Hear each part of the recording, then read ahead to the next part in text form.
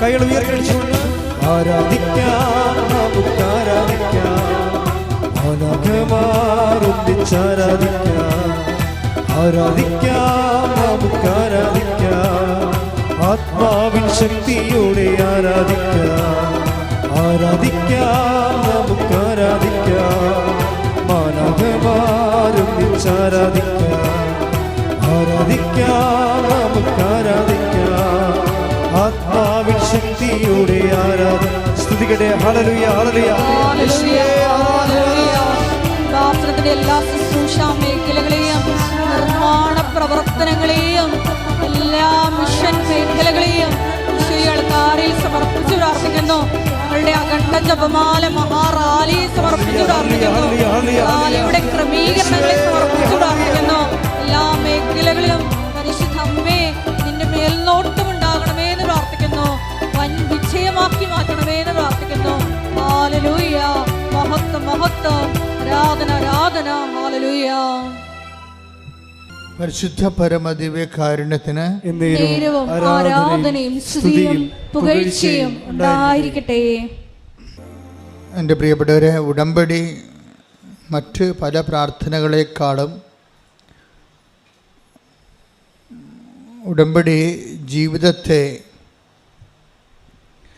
ഉടമ്പടി ജീവിതമെന്ന് പറഞ്ഞൊരു പുതിയ ജീവിതം ആൾക്കാർ ആരംഭിച്ചിരിക്കുകയാണ്. അത് നമുക്ക് മനസ്സിലാകണത് ഈ സാക്ഷ്യം പറഞ്ഞു കഴിയുമ്പോൾ അവസാനം പറയവർ എൻ്റെ മരണം വരെ ഞാനും എൻ്റെ കുടുംബവും ഉടമ്പടി ജീവിക്കും. അപ്പം നമ്മളത് പറഞ്ഞു കൊടുത്തതല്ല, അവർ പറഞ്ഞു കേട്ടിട്ട് നമ്മൾ പറയണതാണ്. ഉടമ്പടി ഒരു ജീവിതക്രമമാണെന്നുള്ളത് ജനങ്ങൾ അവരുടെ അനുഭവത്തിൽ നിന്ന് അവർ പ്രഖ്യാപിക്കുമ്പോൾ അത് ചികഞ്ഞ് മാറ്റിയെടുത്തിട്ടാണ് നമ്മൾ നിങ്ങളോട് പൊതുവായിട്ട് പറയണത്. ജനങ്ങൾക്ക് ഇങ്ങനെ ഒരു അനുഭവമുണ്ട്. ഉടമ്പടി ഒരു സാധാരണ ഒരു വിശ്വാസത്തിൻ്റെ പ്രയോഗം അല്ല, എക്സ്പ്രഷൻ അല്ലെ പ്രഖ്യാപനം എന്നതിനേക്കാൾ ഉപരി ഉടമ്പടി അതിൽ തന്നെ ഒരു ജീവിതക്രമമായിട്ട് മാറുകയാണ്. അതുകൊണ്ടാണ് പുതുക്കുന്നവരുടെ എണ്ണം ഇപ്പോൾ കൂടിയിരിക്കുന്നത്. പണ്ട് നിങ്ങൾക്കറിയാമല്ലോ, ഉടമ്പടിയുടെ തുടങ്ങിയ കാലത്ത് 16, 17, 18 കാലഘട്ടങ്ങളിൽ ഉടമ്പടി പുതുക്കുന്നത് 1/3 പേരായിരുന്നു. ഉടമ്പടി എടുക്കുന്നതിൻ്റെ 1/3 പേരെയാണ് ഉടമ്പടി പുതുക്കത്തുള്ളത്.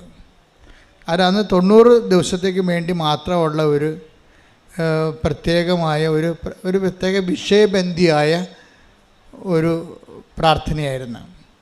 ജോലിയില്ല, വീടില്ല, വിവാഹം നടക്കണില്ല, വിഷയം.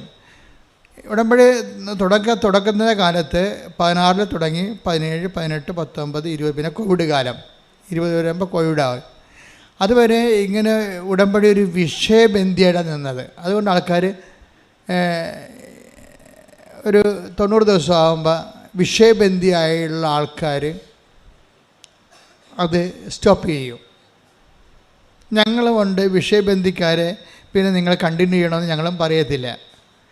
കാര്യം വിഷയബന്ധിക്കാരെ കണ്ടിന്യൂ ചെയ്തിട്ട് കാര്യമില്ല. അതുകൊണ്ടാണ് ഉടമ്പടി. പക്ഷേ പിന്നീട് നമ്മൾ പറയാതെ തന്നെ ഇപ്പോഴെങ്ങനെ വെച്ച് കഴിഞ്ഞാൽ, ഇപ്പോൾ ഉദാഹരണത്തിന് ഒക്ടോബർ 2-ാം തീയതി ഉടമ്പടി പുതുക്കിയവർ എത്രയാണെന്ന് അറിയാം? ഒരു ദിവസം 1443 പേരാണ് ഉടമ്പടി പുതുക്കിയത്. അപ്പോൾ നോക്കിയേ, അപ്പോൾ എന്ത് വ്യത്യാസം വരുന്നത് നോക്കിയേ. 1443 പേര് ഒരു ദിവസം ഉടമ്പടി പുതുക്കുകയാണ്. എന്താ സംഭവിച്ചിരിക്കണമെന്ന് ചോദിച്ചു കഴിഞ്ഞാൽ, ആൾക്കാർ ഉടമ്പടി ജീവിക്കാൻ തുടങ്ങിയപ്പോൾ ഈ ജീവിതത്തിൻ്റെ ഒരു പ്രൊട്ടക്ഷൻ ഭയങ്കരമാണ്, സംരക്ഷണം. അവർക്ക് ആരോ തങ്ങളുടെ കൂടെയുണ്ട്, തങ്ങളുടെ കാര്യങ്ങൾ അന്വേഷിക്കാനും തങ്ങളെ നയിക്കാനും. അമ്മയുടെ കൃത്യമായ സാന്നിധ്യം അവരനുഭവിച്ചിട്ട് ഉടമ്പടി നിലനിൽക്കുന്നതാണ് നല്ലത് എന്ന് തോന്നണം. പിന്നെ മുമ്പത്തേക്കാൾ സന്തോഷം, കുടുംബത്തിലൊക്കെ വിശുദ്ധീകരണം, വചന വായനയൊക്കെ ഉള്ളത് കാരണം നല്ല ആധ്യാത്മികമായ പരിസരം, തിന്മയിൽ വീഴാതിരിക്കാനുള്ള ഒരു സംരക്ഷണം, ആകപ്പാടെ വല്ലാത്ത ഒരു ദൈവമായ അഭിഷേകത്തിൻ്റെ ഒരു കാലം. അപ്പം അതുകൊണ്ടാണ് ആൾക്കാർ സാക്ഷ്യം പറയുമ്പോഴും നമ്മളാരും പറഞ്ഞിട്ടില്ല, അവർ തന്നെത്താൻ പറഞ്ഞാണ് ഞാനും എൻ്റെ കുടുംബവും മരണം വരെ ഉടമ്പടിയിൽ നിലനിൽക്കുമെന്ന്. കാര്യത്തിൽ ഉടമ്പടിയുടെ ഒരു സംരക്ഷണവും അതുപോലെ തന്നെ ഏത് മേഖലയിൽ ചെന്നാലും ഏത് നമുക്ക് സഹായിക്കാൻ പറ്റാത്ത സ്ഥലത്ത് ചെന്നാലും ദൈവത്തിൻ്റെ ഒരു ഇടപെടൽ നമുക്ക് വ്യക്തമാവും. അവിടെ നമുക്ക് ചിലവൊന്നുമില്ല. ആകപ്പാടുള്ള ചിലവെന്ന് പറയണത്, ഉടമ്പടി നമുക്കുള്ള ഒരു ചിലവെന്ന് പറഞ്ഞാൽ എന്താ, വളരെ സൂക്ഷ്മതയുള്ള ഒരു ചിലവെന്ന് പറഞ്ഞാൽ ഞാൻ നോക്കിയിട്ട് വിശ്വസ്തതയിൽ വെള്ളം ചേരുന്നുണ്ടെന്ന് മാത്രം നോക്കിയാൽ മതി. വേറെ ഒന്നുമില്ല, സിമ്പിളാണ്. മൊത്തം ഉടമ്പടി നമ്മൾ പഠിക്കുമ്പോഴും ആൾക്കാരെ എല്ലാ ദിവസവും ഞാൻ കാണുമ്പോഴും എനിക്ക് മനസ്സിലാകണത് ഉടമ്പടി സിമ്പിളായിട്ട് കൈകാര്യം ചെയ്യാം. നമ്മൾ ശ്രദ്ധിക്കേണ്ട ഒരു പോയിൻ്റേ ഉള്ളൂ ഉടമ്പടിയിൽ ശ്രദ്ധിക്കേണ്ട. എന്താണ്? വിശ്വസ്തതയിൽ വെള്ളം ചേർക്കുന്നുണ്ടോ എന്ന് നോക്കിയാൽ മതി. കാര്യം ഇത് കോവനൻ്റ് ആയത് കാരണം, ഉടമ്പടി ആയ കാരണം നമുക്ക് വേണ്ടത് വിശ്വാസത്തെക്കാൾ ഉപരി എന്താണ്? പെർസ്വേറിങ് ഫെയ്ത്താണ് വേണ്ടത്. ഫെയ്ത്ത്, നമ്മൾ സാധാരണ മനുഷ്യർക്ക് ഫെയ്ത്ത് മതി. ഉടമ്പടിയിൽ വേണ്ടത് പെർസ്വേറിങ് ഫെയ്ത്താണ്. എന്ന് വെച്ച് കഴിഞ്ഞാൽ ഇങ്ങനെ പിന്തുടർന്ന് നിലനിൽക്കുന്ന ഫെയ്ത്താണ്. എൻഡ്യൂറിങ് ഫെയ്ത്ത് എന്ന് എന്ത് വേണമെങ്കിൽ പറയാം. അതായത് നിലനിൽക്കുന്ന ഒരു വിശ്വാസം. വിശ്വാസത്തിനൊരു കുഴപ്പമുള്ളത് വെച്ച് കഴിഞ്ഞാൽ അല്പവിശ്വാസം ഒന്ന് ഈശോ ഒരു തരം ബ്രാൻഡ് ചെയ്തിട്ടുണ്ട്. ചില വിശ്വാസം ഈശോ വന്നപ്പോഴാണ് ബ്രാൻഡിങ് ഭയങ്കരമായത്. പണ്ട് എല്ലാം വിശ്വാസമാണെന്ന് പറഞ്ഞ ആൾക്കാർ ഇരിക്കുകയായിരുന്നു. യഹൂദന്മാർക്ക് അങ്ങനെ ഒരു ധാരണയാണ്, വിശ്വാസം എല്ലാം വിശ്വാസമാണെന്ന്. ഈശോ വന്നപ്പോൾ വിശ്വാസത്തിൻ്റെ ഗ്രേഡ് ബ്രാൻഡ് ചെയ്ത്, എന്നിട്ട് ഈശോ പറഞ്ഞു, അല്പവിശ്വാസി, നീ സംശയിച്ചത് എന്തിന്? അപ്പോൾ വലിയ അടുത്തുള്ള അരുമ ശിഷ്യനാണ്. അവൻ്റെ കയ്യിൽ നിന്ന് കൈവിട്ടു പോയി. ഒരു നിമിഷം അവൻ സംശയിച്ചു പോയി. അപ്പോൾ ഉടനെ അടുത്ത് നിൽക്കുന്നത് ആരാണ് എന്ന് മറന്നുപോയി. ക്രിസ്തുവിനേക്കാളുപരി കടലിനെ കണ്ട് അവൻ പേടിച്ചു പോയി. അപ്പോൾ ക്രിസ്തു നിൽക്കുന്ന കാര്യം മറന്നിട്ട് അവൻ്റെ അനുഭവം കാരണം അവൻ പെട്ടെന്ന് സംശയിച്ചു പോയപ്പോൾ അവൻ താഴേക്ക് പോയി. അപ്പോഴാണ് കൈ നീട്ടിക്കൊണ്ട് കർത്താവ് പറയുന്നത്, അല്പവിശ്വാസി. That means short time faith. Short time faith എന്ന് വെച്ച് കഴിഞ്ഞാൽ ആൾക്കാരുടെ കൂട്ടത്തിലുള്ള ഒരു ബ്രാൻഡഡ് ഫെയ്ത്താണ് ഷോർട്ട് ടൈം ഫെയ്ത്ത്. എന്ന് വെച്ച് കഴിഞ്ഞാൽ കുറച്ച് കാലത്തേക്ക് വിശ്വസിക്കുന്നു. വചനത്തെ പ്രതി ക്ലേശവും സങ്കടങ്ങളും ഉണ്ടാകുമ്പോൾ അവൻ വിട്ടുപോകുന്നു. Take the word of God. അതായത് 13:21. വചനം കേട്ടിട്ട് ഉടനെ സസന്തോഷം സ്വീകരിക്കുകയും തന്നിൽ വേരില്ലാത്തതിനാൽ അല്പനേരം മാത്രം നിലനിന്നിട്ട് വചനത്തെ പ്രതി ക്ലേശവും പീഡയും ഉണ്ടാകുമ്പോൾ തൽക്ഷണം വീണു പോവുകയും ചെയ്യുന്നവനാണ് പാറമേൽ വീണ വിത്ത്. ഇതാണ് അല്പനേരം. എന്താണ് അല്പവിശ്വാസി എന്ന് വെച്ച് കഴിഞ്ഞാൽ ഇത് കണക്ട് ചെയ്യണത് പത്രോസിൻ്റെ കടലിൽ മുങ്ങിത്താഴുന്നതുമായിട്ട് ബന്ധപ്പെട്ടതാണ്. കാര്യം ഈശോ എന്താ പറഞ്ഞത്? പ്രഭു, പത്രോസ് പറഞ്ഞു കടലിൻ്റെ മീതെ ഈശോയെ കണ്ടപ്പോൾ പത്രോസ് പറഞ്ഞു, പ്രഭു അങ്ങാണെങ്കിലേ എന്നെ കൂടി അങ്ങയുടെ അടുക്കിലേക്ക് വരാൻ അനുവദിക്കുവിൻ. അപ്പോൾ ഈശോ എന്താ പറഞ്ഞു? വരൂ എന്ന് പറഞ്ഞു. അതാണ് വചനം. അപ്പോൾ ആ വരൂ എന്ന് പറഞ്ഞ വചനത്തിലാണ് വിശ്വസിക്കേണ്ടത്. അതിന് പക്ഷേ പത്രോസിന് ആ വരൂ എന്ന വചനം മറന്നുപോയി. പക്ഷെ വചനത്തെ പ്രതി അതിനെ ഈ വരൂ എന്ന് പറഞ്ഞിട്ട് കാര്യമില്ല, അതിനെ പ്രതിയുള്ള കുറച്ച് ക്ലേശങ്ങളുണ്ട്. ആ വരൂ എന്ന് പറഞ്ഞാൽ എളുപ്പമല്ല. Take the bird.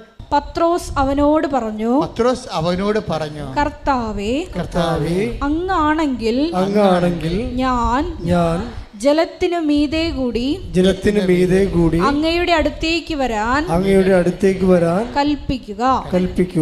വരൂ അവൻ പറഞ്ഞു. അപ്പൊ വരൂ എന്നാണ് അവൻ പറഞ്ഞിരിക്കുന്നത്. പക്ഷെ വരൂ എന്ന് പറഞ്ഞാൽ പിന്നെ ചെല്ലേണ്ട കാര്യം ആരുടേതാണ്? നമ്മുടേതാണ്. അതത്ര ഈസി അല്ല. വരുമെന്ന് പറയുമ്പോൾ ആദ്യത്തെ ഉണ്ടാകുന്ന ചിരിയും സന്തോഷവും ആവേശവും ഒക്കെ കുറച്ച് കഴിയുമ്പോൾ മാഞ്ഞു പോകും.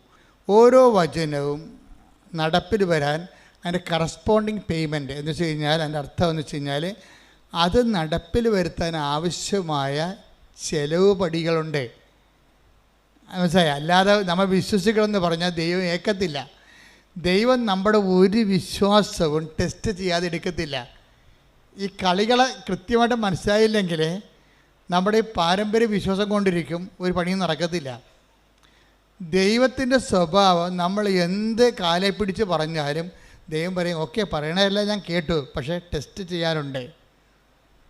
എല്ലാം 10 ദിവസത്തിന് വരെ പറയും ടെസ്റ്റ് ചെയ്യാനുണ്ട്. നീ പറയണ കാര്യം സത്യമാണോ എന്ന് എനിക്ക് ടെസ്റ്റ് ചെയ്യണമെന്ന് പറയും.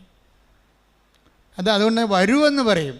പിന്നെ വരുമെന്ന് പറയുമ്പോൾ നമ്മളൊക്കെ നമ്മൾ കുണുങ്ങി ചാടി അങ്ങോട്ട് ചെല്ലും. കുറച്ച് കഴിയുമ്പോൾ ടെസ്റ്റ് വരും. എന്താണ്?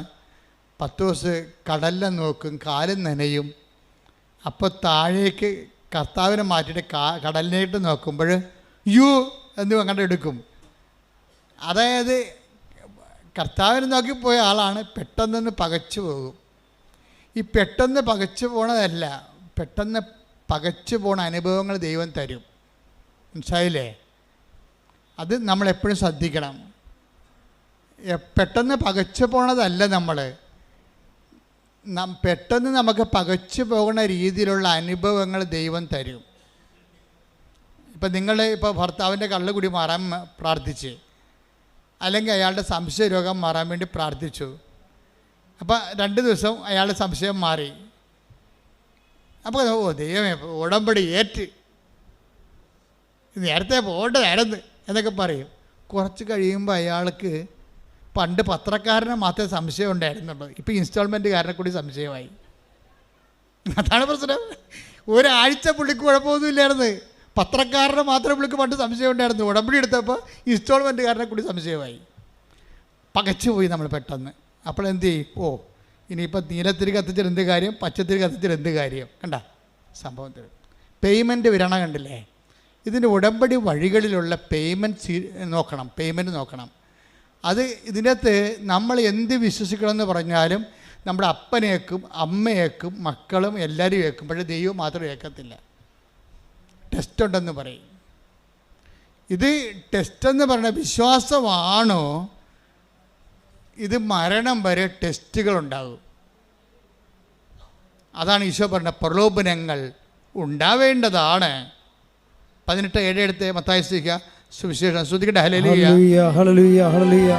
യേശുവേ നന്ദി, യേശുവേ സ്തുതി. ഹല്ലേലൂയ ഹല്ലേലൂയ ഹല്ലേലൂയ. മത്തായി 18:7. പ്രലോഭനങ്ങൾ നിമിത്തം ലോകത്തിന് ദുരിതം. ഇതാണല്ലേ? പ്രലോഭനങ്ങൾ ഉണ്ടാകേണ്ടതാണ്. മാറ്റാൻ പറ്റത്തില്ല. പ്രലോഭനങ്ങൾ നിമിത്തം ലോകത്തിന് എന്ന് പറഞ്ഞ പ്രലോഭനങ്ങൾ നിമിത്തം ലോകത്തിന് ദുരിതം. അല്ല, പ്രലോഭനം നല്ലതല്ല, ദുരിതം തന്നെയാണ്.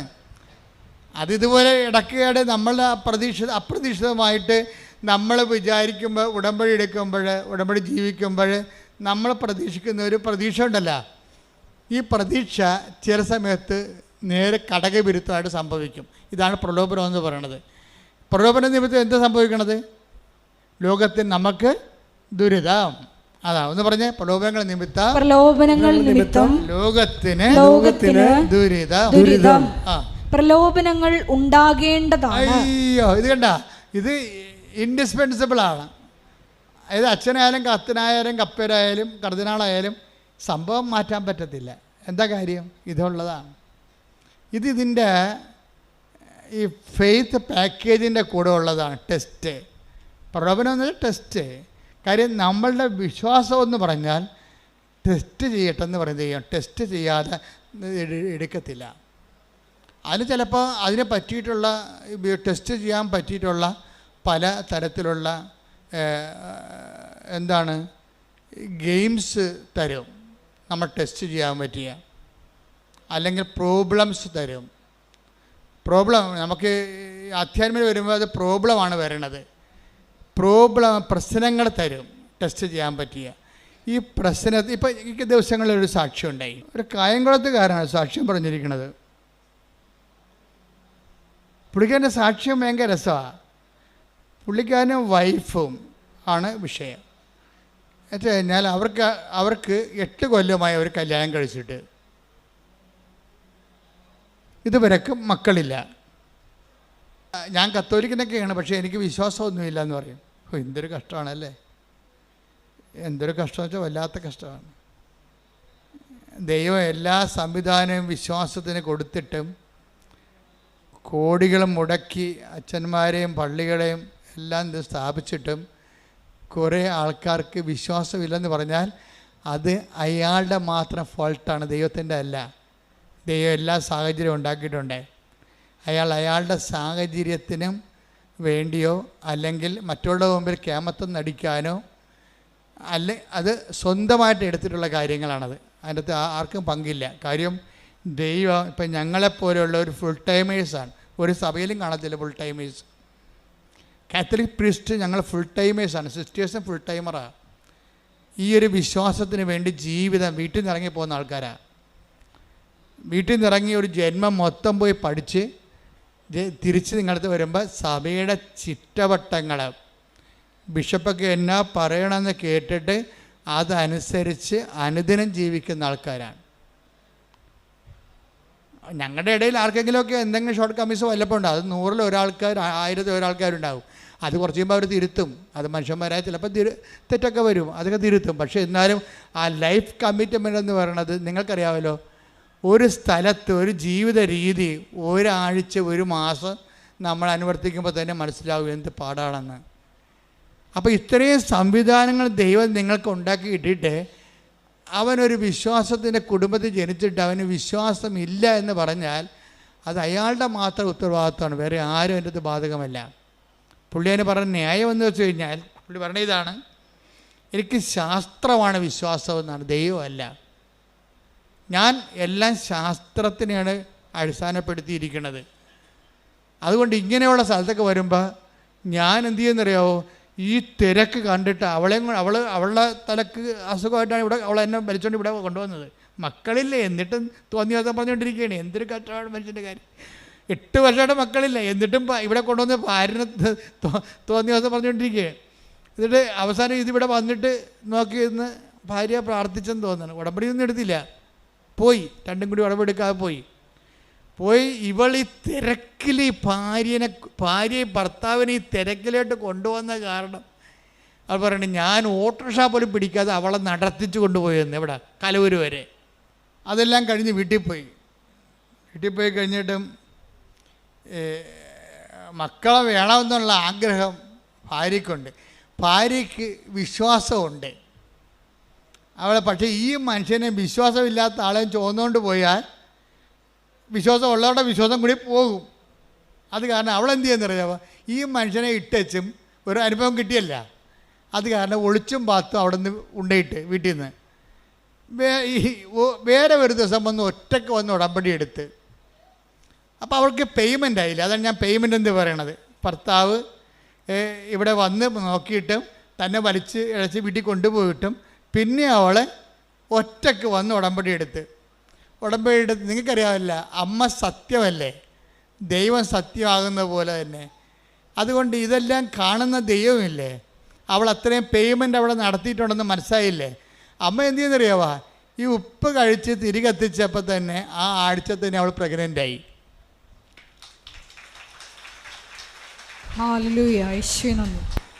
ആഴ്ച പ്രഗ്നൻ്റായി. അപ്പം ഭർത്താവിന് വിശ്വാസമായി.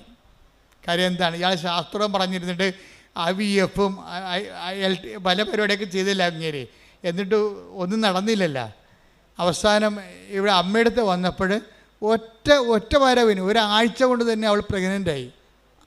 ആ കുട്ടിയെ കിട്ടിയപ്പോൾ തന്നെ അയാൾക്ക് ഭയങ്കര സന്തോഷമായി. കാര്യം അയാളുടെ ശാസ്ത്രം അവിടെ പരാജയപ്പെട്ട കാരണം അയാൾ വിശ്വാസത്തിലേക്ക് വന്ന്. പിന്നെ എന്താ വെച്ച് കഴിഞ്ഞാൽ, പിന്നെ ആദ്യത്തെ കുഞ്ഞ് ജനിച്ച് കഴിഞ്ഞപ്പോൾ തന്നെ രണ്ടാമത്തെ കുഞ്ഞും ജനിച്ച്. അപ്പം അതിന് മറ്റേത് മുല കൂടി മാറിയില്ലെങ്കിൽ പോലും അവർ അഡ്ജസ്റ്റ് ചെയ്ത് രണ്ടാമത്തെ കുഞ്ഞിനെയും കൂടി എടുത്ത്. അമ്മയുടെ ഒരു വിഷയം എന്ന് വെച്ച് കഴിഞ്ഞാൽ, അതായത് രണ്ടാമത്തെ കുഞ്ഞിനെയും കൂടി കിട്ടിക്കഴിഞ്ഞപ്പോൾ 8 കൊല്ലമായിട്ട് കുഞ്ഞില്ലാത്ത ആൾക്കാരാണേ. ഒരു പിക്ചർ മാറുന്ന മാറ്റം കണ്ടില്ലേ, ഉടമ്പടിയിലൂടെ പിക്ചർ മാറുന്ന മാറ്റം കണ്ടില്ലേ. അതായത് ഈ രണ്ടാമത്തെ കുഞ്ഞിനെയും കിട്ടിക്കഴിഞ്ഞപ്പോൾ മൂന്നാമത്തെ കുഞ്ഞിനെയും പ്രഗ്നൻ്റായി. അതോടുകൂടി ആ ചേടത്തിയുടെ പടം കൊഴിഞ്ഞ് നമ്മൾ വിശ്വാസികളെന്ന് പറയുന്ന ആൾക്കാർ പക്ഷെ ദൈവം അംഗീകരിക്കത്തില്ല. അതാണ് പ്രശ്നം. ദൈവം അംഗീകരിക്കത്തില്ല. ഇപ്പം എന്ത് ചെയ്ത് അവൾക്ക് ഈ കുഞ്ഞിനെ, മൂന്നാമത്തെ കുഞ്ഞിനെ കൊല്ലണം. കണ്ടാ എങ്ങനെയുണ്ട് പരിപാടി? പണ്ടൊരു കുഞ്ഞിന് വേണ്ടി തെണ്ടി നടന്നതാണ്. ഇപ്പം മൂന്നാമത്തെ കുഞ്ഞിനെ കണ്ടപ്പോൾ ഭർത്താവിൻ്റെ അടുത്ത് വന്ന് രാത്രിയും പകലും ഇവൾ നിലവിളിക്കുകയാണ്. എന്തിനാണ്? നമുക്കിതിനെ അബോർട്ട് ചെയ്ത് കളയാം, നമുക്കിതിനെ അബോർട്ട് ചെയ്ത് കളയാം. എന്താണ്ട് കാര്യം? ഒരു കുഞ്ഞിനെ എങ്ങനെയാണ് കൊല്ലണേടി? നീ എന്താ ഇങ്ങനെ പറയണത്? അപ്പോൾ അയാൾക്ക് വിശ്വാസം ഇല്ലെന്ന് പറഞ്ഞെങ്കിലും ഇപ്പം വിശ്വാസം കിട്ടിയപ്പോൾ അയാൾക്ക് സത്യസന്ധമായ വിശ്വാസം കിട്ടി. അയാൾ പറയണത് കൊലപാതകമല്ലേ ഇവൾ പറയണത്. വെച്ചാൽ നമുക്ക് എന്തെങ്കിലും കിട്ടുമ്പോൾ നമുക്കൊരാശ്വാസം, സന്തോഷം ഉണ്ടാകുമ്പോൾ വിശ്വാസമുണ്ട്. ആ വിശ്വാസത്തിന് വേണ്ടി നമ്മൾ വില കൊടുക്കേണ്ടി വരികയാണെങ്കിൽ അയ്യോ എൻ്റെ 5 പൈസ ഇല്ലെന്ന് പറയും. ഞാൻ ചെയ്യത്തില്ല, നമുക്ക് വേണ്ടെന്ന് പറയും. കണ്ട, ഇത് ഇങ്ങനെയൊക്കെയുള്ള കള്ള വിശ്വാസങ്ങൾ ആൾക്കാർക്കുണ്ട്. അതാണ് വിശ്വാസത്തിൻ്റെ ഗ്രേഡ് തിരിക്കണതിൻ്റെ കാര്യം. വലിയ വിശ്വാസം, ചെറിയ വിശ്വാസം എന്നൊക്കെ ഈശോ പറയത്തില്ലേ? അതിൻ്റെ കാര്യം അല്പവിശ്വാസമുണ്ട്, ചെറിയ വിശ്വാസമുണ്ട്, വലിയ വിശ്വാസമുണ്ട്. അപ്പോൾ ഈ വിശ്വാസത്തിന് പേയ്മെൻറ്റ് കൊടുക്കണ അനുസരിച്ചാണ് വിശ്വാസം വലുതാകണത്. ദൈവം എപ്പോഴും നോക്കണത് വലിയ വിശ്വാസം എന്നാണ് പറയണതെന്നുണ്ടെങ്കിലും അതെന്താ ട്രൂ ഫെയ്ത്ത് എന്നാണ് ഉദ്ദേശിക്കുന്നത്. സത്യവിശ്വാസം എന്ന് വെച്ചാൽ ടെസ്റ്റഡ് ഫെയ്ത്താണ് സത്യവിശ്വാസം. അതിന് കള്ളൻ അല്ല. ഇപ്പം ഇവൾക്ക് വിശ്വാസം ഒരു ടെസ്റ്റ് കൊടുത്തിരിക്കുകയാണ്. ഇവൾ എന്തുകൊണ്ടാണ് രാത്രിയും പകലും ഉറക്കവുമില്ല, ഊണുമില്ല? ഇവൾക്ക് ഡിപ്രഷനായി. പ്രഗ്നൻ്റുമാണ്, ഇവൾ ഡിപ്രഷനുമാണ്. ഇവളെ കൊണ്ട് സൈക്കാട്രി കാണിക്കേണ്ടി വന്ന അവസാനം. ഭർത്താവിനാണെങ്കിൽ കുഞ്ഞിനെ കൊല്ലാൻ താല്പര്യമില്ല, ഇവളാണെങ്കിൽ കുഞ്ഞിനെ കൊന്നേ മതിയാകത്തുള്ളൂ. എന്നാടി കാര്യം എന്ന് പറയുമ്പം ആൾക്കാരൊക്കെ കളിയാക്കണം എന്നാണ് കാര്യം. കണ്ട നോക്കിയേ. അപ്പോൾ ദൈവം അവിടെ ഇല്ല. ഇപ്പം ആരാ വന്നിരിക്കുന്നത്? ദൈവമായിട്ട് ആൾക്കാർ വന്നിരിക്കുകയാണ്. ഈ സായിപ്പിനെ കാണുമ്പോൾ കവാത്ത മറക്കുകയും ചെയ്യുന്ന പരിപാടി നമ്മുടെ കയ്യിലുണ്ടെന്ന് ഈശോയ്ക്ക് അറിയാം. അതുകൊണ്ട് ടെസ്റ്റ് ചെയ്യണ പലപ്പോഴും ഒരു സൊസൈറ്റീനെ വെച്ചുകൊണ്ടാണ് ടെസ്റ്റ് ചെയ്യത്തുള്ളൂ. രഹസ്യമായിട്ടുള്ള പരിപാടിയൊന്നുമില്ല. രഹസ്യത്തിൽ അനുഗ്രഹം അടിച്ചു മാറ്റിയിട്ട് സാക്ഷ്യം പറയാൻ പോകാമെന്ന് പറഞ്ഞിരിക്കല്ലേ? പോതില്ല. ഓന്തോടിയ വെയിൽ വരെ, ചെമ്മീൻ ചാടിയ ചട്ടി വരെ നീ തിരിച്ചു വരേണ്ടി വരും. ദൈവത്തിനെ പറ്റിച്ചിട്ട് അനുഗ്രഹം അടിച്ചു മാറ്റിയിട്ട് ആരോടും അറിയാതെ തൻ്റെ കേമത്വമാണെന്ന് പറഞ്ഞുകൊണ്ടിരുന്ന എൻ്റെ പൊന്നു മകനെ, മകളെ, ഇവിടെ തന്നെ നീ വരേണ്ടി വരും. വന്നു കഴിഞ്ഞാൽ ഒറ്റ നടക്കി സംഭവം പോകത്തില്ല. എന്താ കാര്യം? നീ ഫ്രോഡാണെന്ന് ദൈവത്തിന് ആദ്യമേ മനസ്സിലായതാണ്. ഒരിക്കൽ നമ്മളോർക്കുക, നിങ്ങൾക്ക് ഭർത്താവിനെ പറ്റിക്കാം, നാട്ടുകാരെ പറ്റിക്കാം, അയൽവാസികളെ പറ്റിക്കാം. ദൈവത്തിനെ പറ്റിച്ചാൽ ആ പാട് അവിടെ കിടക്കും. ഈ ഗർഭിണികളൊക്കെ 9-ാം മാസം 6-ാം മാസം ആകുമ്പോഴൊക്കെ മൂത്ത പിള്ളേരുണ്ടെങ്കിൽ അമ്മൂമ്മ പറയത്തില്ലേ, എടി കുഞ്ഞ് അമ്മയുടെ ചെല്ലല്ലോ, എന്താ ഈ കൊച്ചിന് അകം കൊണ്ട് വയറായിട്ട് വല്ല മാന്തിയിട്ടുണ്ടെങ്കിൽ ആ ഗർഭിണിയുടെ വയറിൻ്റെ കൊച്ചു മാന്തി നഖത്തിൻ്റെ പാട് അങ്ങനെ തന്നെ മരണം വരെ കിടക്കും. എന്താണ്? ശരീരം ലൂസ് ചെയ്തിരിക്കണല്ലേ? ശരീരം ഇളമക്കൊണ്ടിരിക്കുന്ന സമയത്ത് നമ്മളൊരു പാടിട്ടാൽ മതി, അവിടെ കിടക്കും അത്. അതുപോലെ തന്നെ ദൈവത്തിനായിട്ടൊരു പണി കൊടുത്താൽ ആ പാടങ്ങനെ കിടക്കും. ഞാൻ ഇസ്രയേലിൽ ചെന്നപ്പോഴേ, കഴിഞ്ഞ ദിവസം നമ്മൾ ഇസ്രയേലിൻ്റെ ഇത്രയും യുദ്ധം ഉണ്ടെങ്കിലും കർത്താവ് നമ്മളവിടെ ധ്യാനിപ്പിക്കാൻ വിളിച്ചായിരുന്നു. ഞാനിപ്പോൾ കഴിഞ്ഞ ആഴ്ച ഈ സമയത്ത് ജെറുസലേമിൽ ധ്യാനിപ്പിച്ചുകൊണ്ടിരിക്കുകയാണ്. അപ്പം ജെറുസലേമിൽ ഞാൻ ചെല്ലുമ്പോൾ തന്നെ മലയാളികൾ എത്രയോ 100 കണക്കിന് മലയാളികളാണ് വരുന്നത്. അപ്പം ഞാൻ അവരെല്ലാവരോടും ധ്യാനത്തിൻ്റെ സമയത്ത് പറഞ്ഞു, അതായത് നമ്മൾക്ക് സമയത്ത് ഇപ്പം നിങ്ങൾ തന്നെ ഇവിടെ ഇസ്രയേലിലുള്ളവർ, നിങ്ങളിപ്പോൾ പെട്ടെന്ന് ചിന്തിക്കുകയാണ്, ഇവിടെ എനിക്ക് ഭർത്താവിനെ കൊണ്ടുവരാൻ പറ്റത്തില്ലല്ലോ, മക്കളുമായിട്ട് വന്ന് കുടുംബമായിട്ട് ജീവിക്കാൻ പറ്റത്തില്ലല്ലോ, ന്യൂസിലൻഡിൽ പോയാൽ പറ്റുമല്ലോ എന്ന് പറഞ്ഞ് നിങ്ങൾ കെട്ടിയെടുത്ത് ന്യൂസിലൻഡിലേക്ക് പോകാം. അപ്പം അങ്ങനെ ന്യൂസിലൻഡിലേക്ക് പോകാൻ കൊണ്ട് കൈപൊക്കാൻ പറഞ്ഞപ്പോൾ കുറേ എണ്ണം കൈപൊക്കി. ഞാൻ പറഞ്ഞു, രണ്ടാമതൊന്നും ചിന്തിക്കണേ, ഇവിടുന്ന് ചാടറാകുമ്പോൾ ഒന്ന് ചിന്തിക്കണം. എന്താ കാര്യം എന്ന് വെച്ച് കഴിഞ്ഞാൽ എല്ലായിടത്തും എല്ലാ നിയമങ്ങളും എപ്പോഴും മാറിക്കൊണ്ടിരിക്കും. അതെനിക്ക് ജെറുസലേമിൽ ചെന്നപ്പോൾ കർത്താവ് എനിക്കൊരു ഐഡിയ തന്ന്, നിയമം ഇങ്ങനെ ചാടാൻ കുറച്ച് നിപ്പുണ്ട്, നിയമങ്ങൾ മാറിയാൽ അവിടെയും ഇല്ല ഇവിടെയും ഇല്ലാത്ത രീതിയിൽ വരും. അതുകൊണ്ട് ഇപ്പം ഞാൻ പറഞ്ഞ് കൈവൊക്കെ അണ്ണന്മാരെല്ലാം പ്രാർത്ഥിക്കുക കുറച്ച്.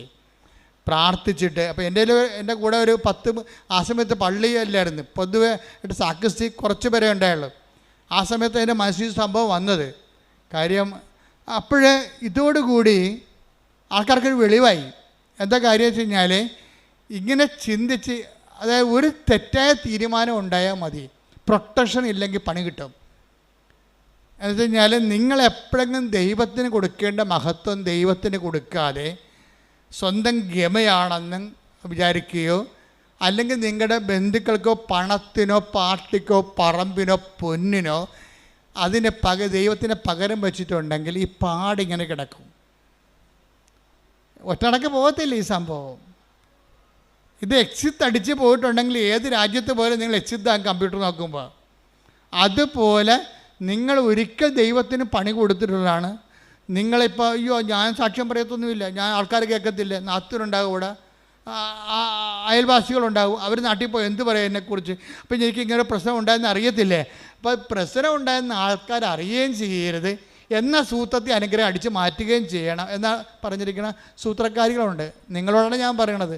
നിങ്ങൾ ഓടണത് വെയിൽ വരെയേ ഉള്ളൂ, ഓന്തുപോലെ തിരിച്ചു വരും സാധനം. എന്താ കാര്യം, തിരിച്ച് വരുമ്പോൾ ആദ്യം ഉണ്ടായിരുന്ന മോന്തം ഉണ്ടാകത്തില്ല. കുറച്ച് അയലൊക്കെ നൂലിൻ്റെ പെസ ഉണ്ടെന്ന് പറയും ഞങ്ങളുടെ നാട്ടിലൊക്കെ. എന്താ പറ്റുന്നത് വെച്ച് കഴിഞ്ഞാൽ, ഇയാൾ ഇനി 2ാമത്തെ ടെസ്റ്റ്, ഡബിൾ ടെസ്റ്റ് വരും. നീ ഫേക്കാണെന്ന് മനസ്സിലാക്കിയ സ്ഥിതിക്ക് പിന്നെ 2 ടെസ്റ്റ് ആവും. ആൾക്കാർക്ക് എന്നാ പ്രശ്നം എന്നറിയാമോ, ആൾക്കാർ ഭയങ്കരമായിട്ട് ഉടമ്പടിയൊക്കെ എടുത്ത് കസറിക്കൊണ്ട് പ്രാർത്ഥിക്കും, എന്നാലും ഉള്ളിൽ വിശ്വസിക്കും. ഇതൊക്കെ എല്ലാവരും ഒക്കെ കുറച്ച് കഴിയുമ്പോൾ പറയേ, ഉടമ്പടി എടുത്തില്ലെങ്കിൽ എനിക്ക് കൊച്ചിനെ കിട്ടുമായിരുന്നു. ഇതൊക്കെ ദൈവത്തിന് അറിയാവേ. നീ മനസ്സിൽ വിചാരിക്കണത് തന്നെ. Take the bed up. 139 സങ്കീർത്തനം 1 മുതലുള്ള തിരുവചനങ്ങൾ. കർത്താവെ, അവിടുന്ന് എന്നെ പരിശോധിച്ചറിഞ്ഞിരിക്കുന്നു. പണിയായി. എങ്ങനെയുണ്ട് ഏറ്റു പറഞ്ഞേ? കർത്താവേ, അവിടുന്ന് എന്നെ പരിശോധിച്ച് അറിഞ്ഞിരിക്കുന്നു. ഞാൻ ഇരിക്കുന്നതും എഴുന്നേൽക്കുന്നതും അവിടുന്ന് അറിയുന്നു. എന്റെ വിചാരങ്ങൾ അവിടുന്ന് അകലെ നിന്ന് മനസ്സിലാക്കുന്നു. ക്യാമറ വെച്ചിരിക്കുകയാണ് ഇവിടെ, കണ്ടത്തില്ലേ? ക്യാമറ ഇപ്പോഴല്ല മനുഷ്യൻ കണ്ടുപിടിച്ചത്. ദൈവത്തിന് പണ്ടേ സംഭവമുണ്ട്. ഞാൻ നിന്റെ മൂമെൻറ്റ്സുകൾ അകലെ നിന്ന് വീക്ഷിച്ചുകൊണ്ടിരിക്കുകയാണെന്നാണ് പറഞ്ഞത്. അപ്പോൾ എന്ന് വെച്ച് കഴിഞ്ഞാൽ എൻ്റെ അർത്ഥം എന്ന് വെച്ച് കഴിഞ്ഞാൽ, നിങ്ങളെ പല ആൾക്കാരും ദൈവത്തെ വിശ്വസിക്കുന്നുണ്ടെങ്കിലും കുറച്ച് കഴിയുമ്പോൾ, നിങ്ങൾ ഒരു 5-6 മാസം കഴിയുമ്പോൾ നിങ്ങൾ സാക്ഷ്യം പറഞ്ഞാൽ പോലും നിങ്ങൾ പറയും, അതിപ്പോൾ അത് മറ്റു തരത്തിൽ നടക്കുമായിരുന്നു. ഇപ്പോൾ ഞാൻ ഉടമ്പടി എടുത്തില്ലെങ്കിൽ ചിട്ടി വീഴുമായിരുന്നു, ഞാൻ ഉടമ്പടി എടുത്തില്ലെങ്കിലും ആ സ്ഥലം വിറ്റ് പോകുമായിരുന്നു. എൻ്റെ പൊന്നു മകനെ ഇങ്ങനെ എങ്ങാനും വിചാരിച്ചാൽ അതിൻ്റെ അർത്ഥം എന്താണ്? നീ ഇത്രയും നാളെ കാട്ടിക്കൂട്ടിയതും എല്ലാം അണ്ടർ എസ്റ്റിമേറ്റ് ആയി സാധനം. ഇനി ഏത് കാലത്ത് നിനക്ക് ദൈവത്തിൻ്റെ അടുത്ത് വരാൻ പറ്റും? പല സമയത്ത് നീ ഞെളിഞ്ഞു നിന്ന് കർത്താവിൻ്റെ മുമ്പിൽ പറഞ്ഞതാണ്, ദൈവമാണ് എന്നെ സഹായിച്ചതെന്ന്. ഇതിൽ ആ പ്രാർത്ഥനയുടെ കെട്ട് വിട്ടപ്പോൾ നീ തനി നിറം കാണിക്കും. അതിപ്പോൾ അല്ലെങ്കിൽ ഞാൻ ജയിക്കുമായിരുന്നു, ഞാൻ കുറേ കഷ്ടപ്പെട്ടതല്ലേ. അതായത് ഒരിക്കലും നിങ്ങൾക്ക് പറ്റിക്കുന്ന അബദ്ധം എന്തറിയാവോ? സാക്ഷ്യം പറയുന്നവന് 10 മാർക്ക്. ഇനി ഈ സാക്ഷ്യം പ്രതിസാക്ഷ്യമാകും, കൗണ്ടർ വിറ്റ്നസിങ്ങും ആകും, അതിന് 20 മാർക്ക് നെഗറ്റീവാണ്. എന്താ കാര്യം? നിങ്ങളിപ്പോൾ മകള് ജയിച്ചു, IELTS ജയിച്ചു, അല്ലെങ്കിൽ അവൾ റാങ്ക്, അവൾക്ക് MBBS അഡ്മിഷനുള്ള റാങ്ക് ലിസ്റ്റിൽ കയറി. ഇപ്പം നിങ്ങൾ പറയും, ഞങ്ങൾ ഉടമ്പടി എടുത്തു, പത്രം കൊടുത്തു, പിന്നെ അവിടെ കൊണ്ട് ഉപ്പിട്ട് പ്രാർത്ഥിച്ചു, ദൈവം ഞങ്ങളെ സഹായിച്ചു എന്ന് പറയും. ഇപ്പം പറയും. ഒരു കൊല്ലം കഴിയുമ്പോൾ ഈ തള്ള തന്നെ നാക്കുകൊണ്ട് പറയും, അല്ലെങ്കിൽ ഞാൻ കുഞ്ഞുനാൾ മുതലേ അവളുടെ കൂടെ ഇരുന്ന് പഠിപ്പിച്ചതാണ് അവളെ. ഞങ്ങളൊരു കാറ്റക്കിസത്തിന് പോലും വിടാതെ തന്നെ പഠിപ്പിച്ചിരിക്കണത്. അത് അവൾക്കറിയാം. അതൊക്കെ തന്നെ അപ്പം തന്നെ കൗണ്ടായിപ്പോയി. പിന്നെ ഈ സാധനം ഇനി നാളെ പോയി ദൈവത്തിനെ മറന്ന് അമ്മയും മകളെ പഠിപ്പിച്ചിരിക്കണ കാരണം ഇവൾ ആരെങ്കിലും വിശ്വാസം നടക്കാത്തവനെ ലൈനടിച്ചിട്ട് അവസാനം വിശുദ്ധിയില്ലാത്ത വിശ്വാസമില്ലാത്ത കുഞ്ഞിനെ പ്രസവിക്കും. അതെന്താ? ഈ അമ്മ വരുത്തി വെച്ചിരിക്കുന്ന സംഭവമാണിതെല്ലാം. ദൈവത്തെ മറന്ന് മക്കളെ കാറ്റക്കിസത്തിന് പോലും വിടാതെ 1ാം സ്ഥാനം പഠനത്തിന് കൊടുത്ത് ഉണ്ടാക്കലാണ് കാണിച്ചിരിക്കണത്. ഒന്നും ഉറങ്ങിയാൽ നേരം വിളിക്കത്തില്ല. ദൈവത്തിൻ്റെ മുമ്പിലാണ് നിങ്ങൾ കളിക്കണമെങ്കിൽ നിങ്ങളെപ്പോഴും വിചാരിക്കണം എന്താണ്, ദൈവം ഉണ്ടാവും, ഉണ്ടായേക്കൊള്ളാം, ദൈവത്തെ അങ്ങനെ ഉള്ളിൻ്റെ ഉള്ളിൽ വേറെ ഒരു ചിന്തയുണ്ട് ആൾക്കാർക്ക്. ഇത്രയും നാൾ ഞാൻ കണ്ട ആൾക്കാർക്കെല്ലാം അവർക്ക് ഒരു പ്രൈമറി ആയിട്ട് നമ്മളെയൊക്കെ ബോധ്യപ്പെടുത്താൻ വേണ്ടിയുള്ള ഒരു മനുഷ്യൻ, നമ്മളെയൊക്കെ ബോധ്യപ്പെടുത്താൻ വേണ്ടി വിശ്വാസത്തിൻ്റെ ഒരു കച്ച കെട്ടിയ ഒരു മനുഷ്യൻ, ഒരു വിശ്വാസത്തിന് മുഖം മൂടി അണിഞ്ഞൊരു മനുഷ്യൻ. യഥാർത്ഥ അത് ഈ മുഖം മൂടിയുള്ള കാരണം ദൈവം ഇവനിട്ട് പണിയോ എന്നുള്ള കാര്യത്തിൽ ഒരു ഡൗട്ടും ഇല്ല. വിശ്വാസത്തിൽ മുഖം മൂടി വെച്ചാൽ ഇന്നല്ലെങ്കിൽ നാളെ 10 കൊല്ലം കഴിഞ്ഞാൽ എൻ്റെ കുമ്പാരി നിന്നെ പണിതിരിക്കും. എന്താ കാര്യം എന്നറിയാമോ? ഞങ്ങളുടെ നാട്ടിലെ ഭാഷയാണ് ഈ കുമ്പാരി എന്നൊക്കെ ഉള്ളത്. തലതൊട്ടപ്പനാണ് ഈ കുമ്പാരി എന്ന് വിളിക്കുന്നത്. അത് വെച്ച് കഴിഞ്ഞാൽ നീ ഇന്ന് ദൈവത്തിന് കൊടുക്കേണ്ട മഹത്വം ഇപ്പം കൊടുത്തിട്ട് കുറച്ച് കഴിയുമ്പോൾ എടുത്ത് വകമാറ്റി ചെലവഴിച്ച് കഴിഞ്ഞാൽ നീ അടയാളപ്പെടുത്തും ദൈവത്തിൻ്റെ മുമ്പിലേ. എന്താ കാര്യം? പിന്നെ ആത്മവികാരങ്ങൾ വരും. ഈ സാക്ഷ്യം പറയാത്തവരോ സാക്ഷ്യത്തിൽ നിലനിൽക്കാത്തവരോ സാക്ഷ്യം പറഞ്ഞതിന് ശേഷം 6 മാസം കഴിയുമ്പോൾ പിന്നെ അത് അല്ലെങ്കിൽ നടക്കുമായിരുന്നു എന്ന് പറയുന്ന ആൾക്കാരില്ല. അവരാണ് ഏറ്റവും അപകടകാരികൾ. സാക്ഷ്യമെല്ലാം പറഞ്ഞ് ഉറപ്പിച്ചതിന് ശേഷം 6 മാസം കഴിയുമ്പോൾ തന്നെത്താൻ ചിന്തിരിക്കുകയാണ്, അല്ലെങ്കിലും ആ സ്ഥലം വിറ്റ് മാറുമായിരുന്നു. അവിടെ ബസ് സ്റ്റാൻഡ് വന്നതൊന്നും നമ്മളറിഞ്ഞില്ലല്ലോ, റിയൽ എസ്റ്റേറ്റുകാർ അറിഞ്ഞ്. അപ്പോൾ അതുകൊണ്ട് ബസ് സ്റ്റാൻഡ് വന്ന കാരണം സ്ഥലത്തിന് വില കൂടണ കാരണം നമ്മുടെ സ്ഥലം നേരത്തെ അറിയാത്ത നമ്മുടെ കയ്യിൽ നിന്ന് അടിച്ചു മാറ്റിയതായിരുന്നു. ആ സ്ഥലം ഇന്ന് നമ്മുടെ കയ്യിൽ ഉണ്ടായിരുന്നെങ്കിൽ എത്ര ലക്ഷം രൂപ കിട്ടിയാലും അപ്പോഴെന്ത് വരും? അന്ന് നിനക്ക് ജപ്തി നടപടിയിൽ നിന്ന് രക്ഷിച്ച ദൈവം ഇപ്പം ഞൊട്ടേണ്ടി വരണം. എന്താ കാര്യം? ദൈവം നിന്നോട് എന്താ അപരാധം ചെയ്ത പോലെയാണ് ഇപ്പം നീ പറയണത്. ആ സ്ഥലം വിറ്റുപോയത് ഇപ്പോൾ 6 മാസം ഇപ്പോഴാണ് ബസ് സ്റ്റാൻഡ് വന്നത്. നമുക്ക് ഈ ബസ് സ്റ്റാൻഡ് വന്ന കാര്യം പണ്ടേ റിയൽ എസ്റ്റേറ്റുകാർക്ക് അറിയാമായിരുന്നു. അതുകൊണ്ടാണ് അവന്മാർ വന്നിട്ട് പറഞ്ഞ വിലക്ക് സ്ഥലം എടുത്തിരിക്കണത്. നമുക്കറിയാൻ പോലെ അതുകൊണ്ട് നമ്മുടെ സ്ഥലം പോയി. ഓക്കെ, ദൈവത്തിന് ഒരുക്കി കൊടുത്ത മഹത്വം ജപ്തി നടപടിയിൽ നിന്ന് ഒഴിവാക്കിയതിന് ഇപ്പം നീ ബസ് സ്റ്റാൻഡ് വന്ന് നീ കൊടുത്ത സ്ഥലത്ത് വില കൂടിയപ്പോൾ നീ മാറ്റി ചിന്തിക്കാൻ തുടങ്ങി. ഇതാണ് കൗണ്ടർ വിറ്റ്നസ്സിങ് എന്ന് പറയുന്നത്. ഇതൊക്കെ നിനക്കറിയാം. ഒരു ചിന്ത നിൻ്റെ ഉള്ളിൽ വരുന്നുമ്പോൾ തന്നെ അത് ഞാൻ അറിയുന്നു. എൻ്റെ ദൈവവേദന നിങ്ങൾ തീക്കട്ടയിൽ ഉറുമ്പരിക്കരുത്. എന്താ പ്രശ്നം വെച്ച് കഴിഞ്ഞാൽ ആദ്യമേ തന്നെ ഉടമ്പടി എടുക്കുമ്പോൾ തന്നെ ദൈവമായിട്ടൊരു ഉടമ്പടി ചെയ്യണം. എന്താ കാര്യം? ദൈവത്തിന് കൊടുക്കേണ്ട മഹത്വം പറഞ്ഞേ. ദൈവത്തിന് കൊടുക്കേണ്ട മഹത്വം മനുഷ്യനോ മൃഗങ്ങൾക്കോ കൊടുക്കാതെ എന്റെ മരണം വരെ ദൈവത്തിന് മാത്രമേ കൊടുക്കൂ. അപ്പൊ ഈ മേഖലയിലെ കോളം കൃത്യമായിട്ട് പൂരിപ്പിച്ച പിന്നെ കുറച്ച് ആശ്വാസമായി. എന്താ കാര്യം? ഇനി നമുക്ക് പ്രശ്നമില്ല. നമ്മളെ ദൈവമായിട്ട് വിശ്വസ്തത എന്നുള്ള വിഷയത്തിൻ്റെ ഭാഗമായിട്ട് വരുന്ന പഠനങ്ങളാണിത്. ഉടമ്പടി എടുത്തതിന് ശേഷം സാക്ഷ്യം പറഞ്ഞതിന് ശേഷം പിന്നെ 6 മാസം കഴിയുമ്പോൾ സാക്ഷ്യം മറിച്ച് ചിന്തിക്കുമ്പോൾ അവിശ്വസ്തതയാണ് അവിടെ വരണത്. അപ്പോൾ അത് വിശ്വസ്തതയിൽ ഉടമ്പടിയുടെ കാര്യത്തിൽ വിശ്വസ്തത മരണം വരെയാണ് വരണത്. അപ്പം അങ്ങനെ വരുമ്പോൾ എന്താ വെച്ച് കഴിഞ്ഞാൽ ദൈവം ഒരാളെ വിശ്വസിച്ച് പോയാൽ അയാളുടെ ക്വാളിറ്റി ആയിരിക്കും അത്. അല്ല ഓരോ അണ്ണന്മാർ വന്ന് അങ്ങോട്ട് ഉന്തുമ്പോൾ അങ്ങോട്ട് പോകും, ഇങ്ങോട്ട് ഉന്തുമ്പോൾ ഇങ്ങോട്ട് വരും, അങ്ങനെ എടുക്കത്തില്ല.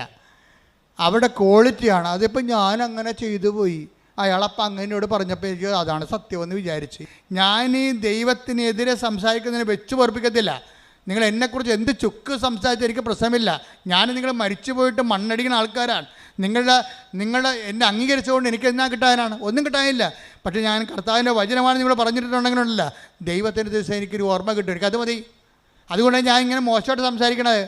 ജനങ്ങളെ വിശുദ്ധീകരിക്കാനും ശക്തീകരിക്കാനും മരണം വരെ ദൈവത്തിൻ്റെ തിരുസന്നിധി കർത്താവിൻ്റെ വിശുദ്ധമായ രക്തത്തെ വീണ്ടെടുക്കപ്പെട്ട ദൈവത്തിൻ്റെ അവകാശമായി നിങ്ങളെ സംരക്ഷിക്കാനുള്ള ബാധ്യതയ്ക്കാണ് ഈ പട്ടം മേടിച്ചിരിക്കുന്നത്. ഞാൻ എന്തെങ്കിലും നിങ്ങൾ പറയണമെന്ന് വെച്ച് കഴിഞ്ഞാൽ ഞാൻ നിങ്ങൾ നിശ്ചയിക്കല് ചെയ്യണത് നിങ്ങൾക്ക് ഉപ്പായിക്കൊണ്ട് നിങ്ങൾ കേടുവരാൻ സൂക്ഷിക്കപ്പെടണമെന്നുണ്ട്. എവിടെ വരെയാണ്? നിത്യതയിൽ ദൈവത്തെ കണ്ടെത്തുന്നവരെ. വാട്ട് സ്പിരിറ്റ് ലീഡ്സ് യു എന്ന് കർത്താവ് ചോദിച്ചത് എന്തുകൊണ്ടാണ്? എന്തരൂപിയാണ് നിങ്ങൾ നയിക്കണതെന്ന്. കർത്താവ് എപ്പോഴും ഇൻസ്പെക്ട് ചെയ്യുന്ന ഒരു ചോദ്യമാണത്. നിങ്ങൾ നയിക്കണ അരൂപി എന്താണെന്ന്. കളിയാക്കുന്നവർ നയിക്കണ അരൂപി എന്താണ്? കളിയാക്കി കേട്ടപ്പോൾ കുഞ്ഞിനെ അബോർഷൻ ചെയ്യാൻ പോകുന്ന ഇവളെ നയിക്കണ അരൂപി എന്താണ്? ദുഷ്ടാരൂപിയാണ് അല്ലെങ്കിൽ ലോകാരൂപിയാണ്. ലോകാരൂപിയിലെ ദുഷ്ടാരൂപിയിലെ ഉടമ്പടി വർക്ക് ചെയ്യത്തില്ല. എന്താ കാര്യം? ഈ ആത്മാവിനെ സ്വീകരിക്കാൻ. Take the word of God 14:17 ശ്രദ്ധിക്കട്ടെ. ഹല്ലേലൂയ ഹല്ലേലൂയ ഹല്ലേലൂയ ഹല്ലേലൂയ യേശുവേ നന്ദി. ഹല്ലേലൂയ ഹല്ലേലൂയ ഹല്ലേലൂയ. യോഹന്നാൻ 14:17 ഈ സത്യാത്മാവിനെ സ്വീകരിക്കാൻ ലോകത്തിന് സാധിക്കുകയില്ല. ഞൊട്ടി കേട്ടല്ലോ സംഭവം. എന്താ സംഭവിക്കണം ഒന്ന് പറഞ്ഞേ. ഈ സത്യാത്മാവിനെ സ്വീകരിക്കാൻ ലോകത്തിന് പറ്റത്തില്ല. ലോകത്തിന് പറ്റത്തില്ലെന്ന് പറഞ്ഞാൽ എന്താണ്? അമേരിക്കയ്ക്കും ആഫ്രിക്കയ്ക്കും പറ്റത്തില്ല. ലോകാരൂപിയാൽ നയിക്കപ്പെടുന്നവർക്ക് കർത്താവിൻ്റെ പരിശുദ്ധാത്മാവ് സ്വീകരിക്കാൻ പറ്റത്തില്ല. പരിശുദ്ധാത്മാവ് ഉണ്ടെങ്കിൽ അത് സാക്ഷ്യത്തിൻ്റെ ആത്മാവാണ്. കർത്താവിൻ്റെ മനുഷ്യരുടെ മുമ്പിൽ എന്നെ ഏറ്റുപറയുന്നവനെ 10:32 എടുത്ത് 10:32 മനുഷ്യരുടെ മുമ്പിൽ എന്നെ ഏറ്റുപറയുന്നവനെ എന്റെ സ്വർഗ്ഗസ്ഥനായ പിതാവിന്റെ മുമ്പിൽ ഞാനും ഏറ്റുപറയും. അപ്പൊ ഏറ്റുപറയുന്ന ആത്മാവ് എന്താണ്? പരിശുദ്ധാത്മാവാണ്. കർത്താവിൻ്റെ പരിശുദ്ധാത്മാവിന് ഏറ്റുപറയാത്തൊരു ആത്മാവാണ് നിനക്കുള്ളതെങ്കിൽ അത് ലോകത്തിൻ്റെ ആത്മാവാണ്. ലോകത്തിൻ്റെ ആത്മാവിൻ്റെ ആരാധ്യ പുരുഷൻ ആരാണ്? നീയോ അല്ലെങ്കിൽ നീ ആരാധിക്കുന്ന വ്യക്തികളോ സമൂഹമോ ആയിരിക്കാം. നിന്റെ കർത്താവായ ദൈവം ഞാനാകുന്നു, ഞാനല്ലാതെ മറ്റൊരു ദൈവം നിനക്കുണ്ടാവരുമെന്ന് പറയുമ്പോൾ ഈ മറ്റൊരു ദൈവത്തിൻ്റെ ഉള്ളിൽ ഈ മറ്റു മനുഷ്യരും സമൂഹം ഉണ്ടാകുന്നുണ്ട്, അതിൽ പാർട്ടി ഉണ്ടാകുന്നുണ്ട്, അതിൽ നിന്റെ സുഹൃത്തുക്കൾ ഉണ്ടാകുന്നുണ്ട്, നിൻ്റെ കൂട്ടുകാരുണ്ടായിരുന്നു. അവരെന്ത് വിചാരിക്കുന്നു, നാട്ടുകാരെന്ത് പറയുന്നു നീ പറയുന്നുണ്ടെങ്കിൽ എൻ്റെ ദൈവ പൈതലെ നീ ജീവിക്കുന്നത് ലോകാരൂപിയാലാണ്. ലോകാരൂപിയെ നയിക്കപ്പെടുന്നവർക്ക് ദൈവത്തിൻ്റെ ആത്മാവിനെ സ്വീകരിക്കാൻ സാധ്യമല്ലെന്നാണ് 14:17 പറയുന്നുണ്ടെങ്കിൽ ആരാണ് ദൈവത്തിൻ്റെ ആത്മാവ് നയിക്കപ്പെടുന്നത്? അത് റോമ 8:14 എടുത്ത് ശ്രദ്ധിക്കട്ടെ. ഹല്ലേലൂയ ഹല്ലേലൂയ ഹല്ലേലൂയ ഹല്ലേലൂയ യേശുവേ നന്ദി. ഹല്ലേലൂയ ഹല്ലേലൂയ ഹല്ലേലൂയ. റോമ 8:14 ദൈവാത്മാവിനാൽ നയിക്കപ്പെടുന്നവരെല്ലാം ദൈവത്തിന്റെ പുത്രന്മാരാണ്. ഒന്നിന് പറയുക, ദൈവാത്മാവിനാൽ നയിക്കപ്പെടുന്നവരെല്ലാം ദൈവത്തിന്റെ പുത്രന്മാരാണ്. എന്റെ ദൈവ പൈതലിനുള്ളത് അധികാരമാണ്. ദൈവ പൈതലിനുള്ളത് ശക്തിയാണ്. ശക്തിയും അധികാരം ലഭിക്കുമ്പോഴാണ് ഇങ്ങനെയുള്ള തിന്മകളുടെ മേൽ നമുക്ക് ആധിപത്യം ഉണ്ടാകാൻ പറ്റുന്നത്. അപ്പം നമ്മുടെ ഉടമ്പടിയുടെ ആത്യന്തികമായ ലക്ഷ്യമെന്താണ്? ദൈവാത്മാവ് നയിക്കപ്പെടുക, ദൈവത്തിൻ്റെ മക്കളാകുക, ദൈവത്തിൻ്റെ മക്കളായിക്കൊണ്ട് ദൈവമക്കളുടെ അധികാരം നേടുക, കഴിവ് നേടുക. അതല്ലേ യോഹന്നാൻ 1:12 എടുത്ത് ശ്രദ്ധിക്കട്ടെ. ഹല്ലേലൂയ ഹല്ലേലൂയ ഹല്ലേലൂയ ഹല്ലേലൂയ ഹല്ലേലൂയ യേശുവേ നന്ദി. ഹല്ലേലൂയ ഹല്ലേലൂയ ഹല്ലേലൂയ. യോഹന്നാൻ 1:12 തന്നെ സ്വീകരിച്ചവർക്കെല്ലാം തന്റെ നാമത്തിൽ വിശ്വസിക്കുന്നവർക്കെല്ലാം ദൈവമക്കളാകാൻ അവൻ കഴിവ് നൽകി. ആ വചനം യോഹന്നാൻ 1:12 എന്താ പറയണത്?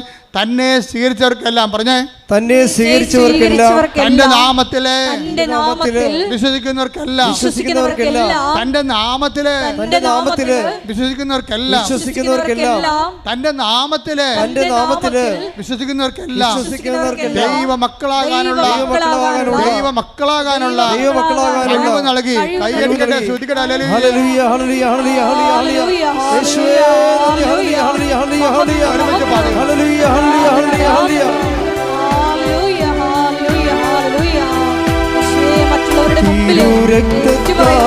അഭിഷേകം ചെയ്യണേ, അഗ്നിയാൽ പരിശുദ്ധി നൽകണേ. തിരുരക്തത്താൽ അഭിഷേകം ചെയ്യണേ, അഗ്നിയാൽ പരിശുദ്ധി നൽകണേ. ആത്മാവാം ദൈവമേ വരണേ, എന്റെ ഉള്ളിൽ വസിക്കാൻ വരണേ. ആത്മാവാം ദൈവമേ വരണേ, എന്റെ ഉള്ളിൽ വസിക്കാൻ വരണേ. ദാഹിച്ചു നിന്നെ ഞാൻ തേടുന്നു, സ്വർഗം ദൂരം ഇറങ്ങി നീ വരണേ. ദാഹിച്ചു നിന്നെ ഞാൻ തേടുന്നു, സ്വർഗം ദൂരം ഇറങ്ങി നീ വരണേ. ആത്മാവാം ദൈവമേ വരണേ, എല്ലാവരും എന്റെ ഉള്ളിൽ വസിക്കാൻ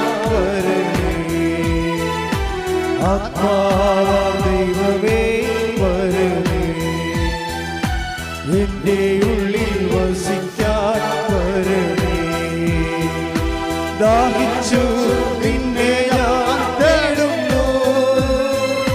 സ്വർഗം തുറന്നിറങ്ങി നീ വരണേ. ദാഹിച്ചു നിന്നെ ഞാൻ തേടുന്നു. സ്വർഗം തുറന്നിറങ്ങി നീ വരണേ. ആത്മാവാം ദൈവമേ വരണേ. എന്റെ ഉള്ളിൽ വസിക്കാൻ വരണേ. ആത്മാവാം ദൈവമേ വരണേ. എന്റെ ഉള്ളിൽ വസിക്കാൻ വരണേ.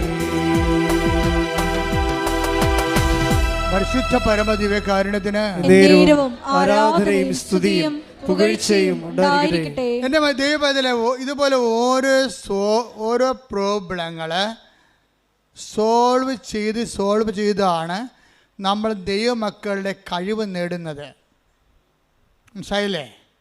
എന്താ പറഞ്ഞിരിക്കണത്? യോഹന്നാൻ 2:12 എന്താ 1:12 എന്താ പറയണത്?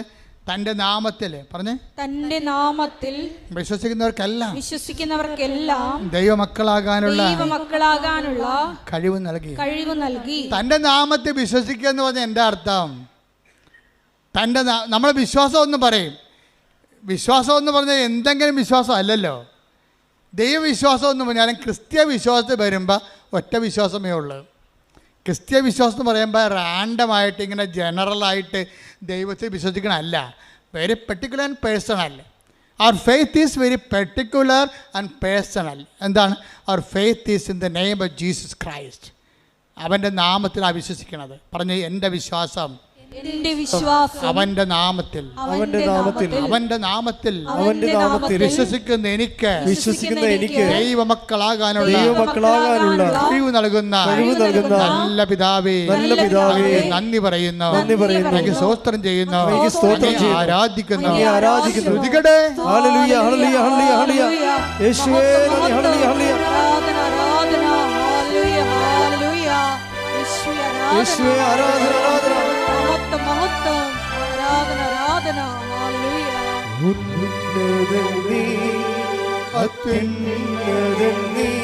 നിന്നെ പോലൊരു ദൈവമില്ല.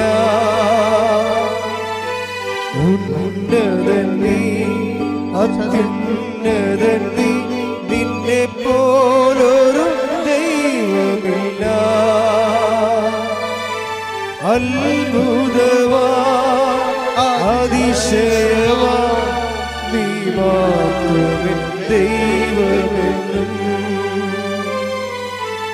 അത്ഭുതവാ അതിശയവാ നീ മാത്രമേ ദൈവമെന്നും. എൻ്റെ ദൈവം ഈ വിഷയത്തിൽ ഒരു ക്ലാരിറ്റി ഉണ്ടാക്കണം നല്ലതാണ്.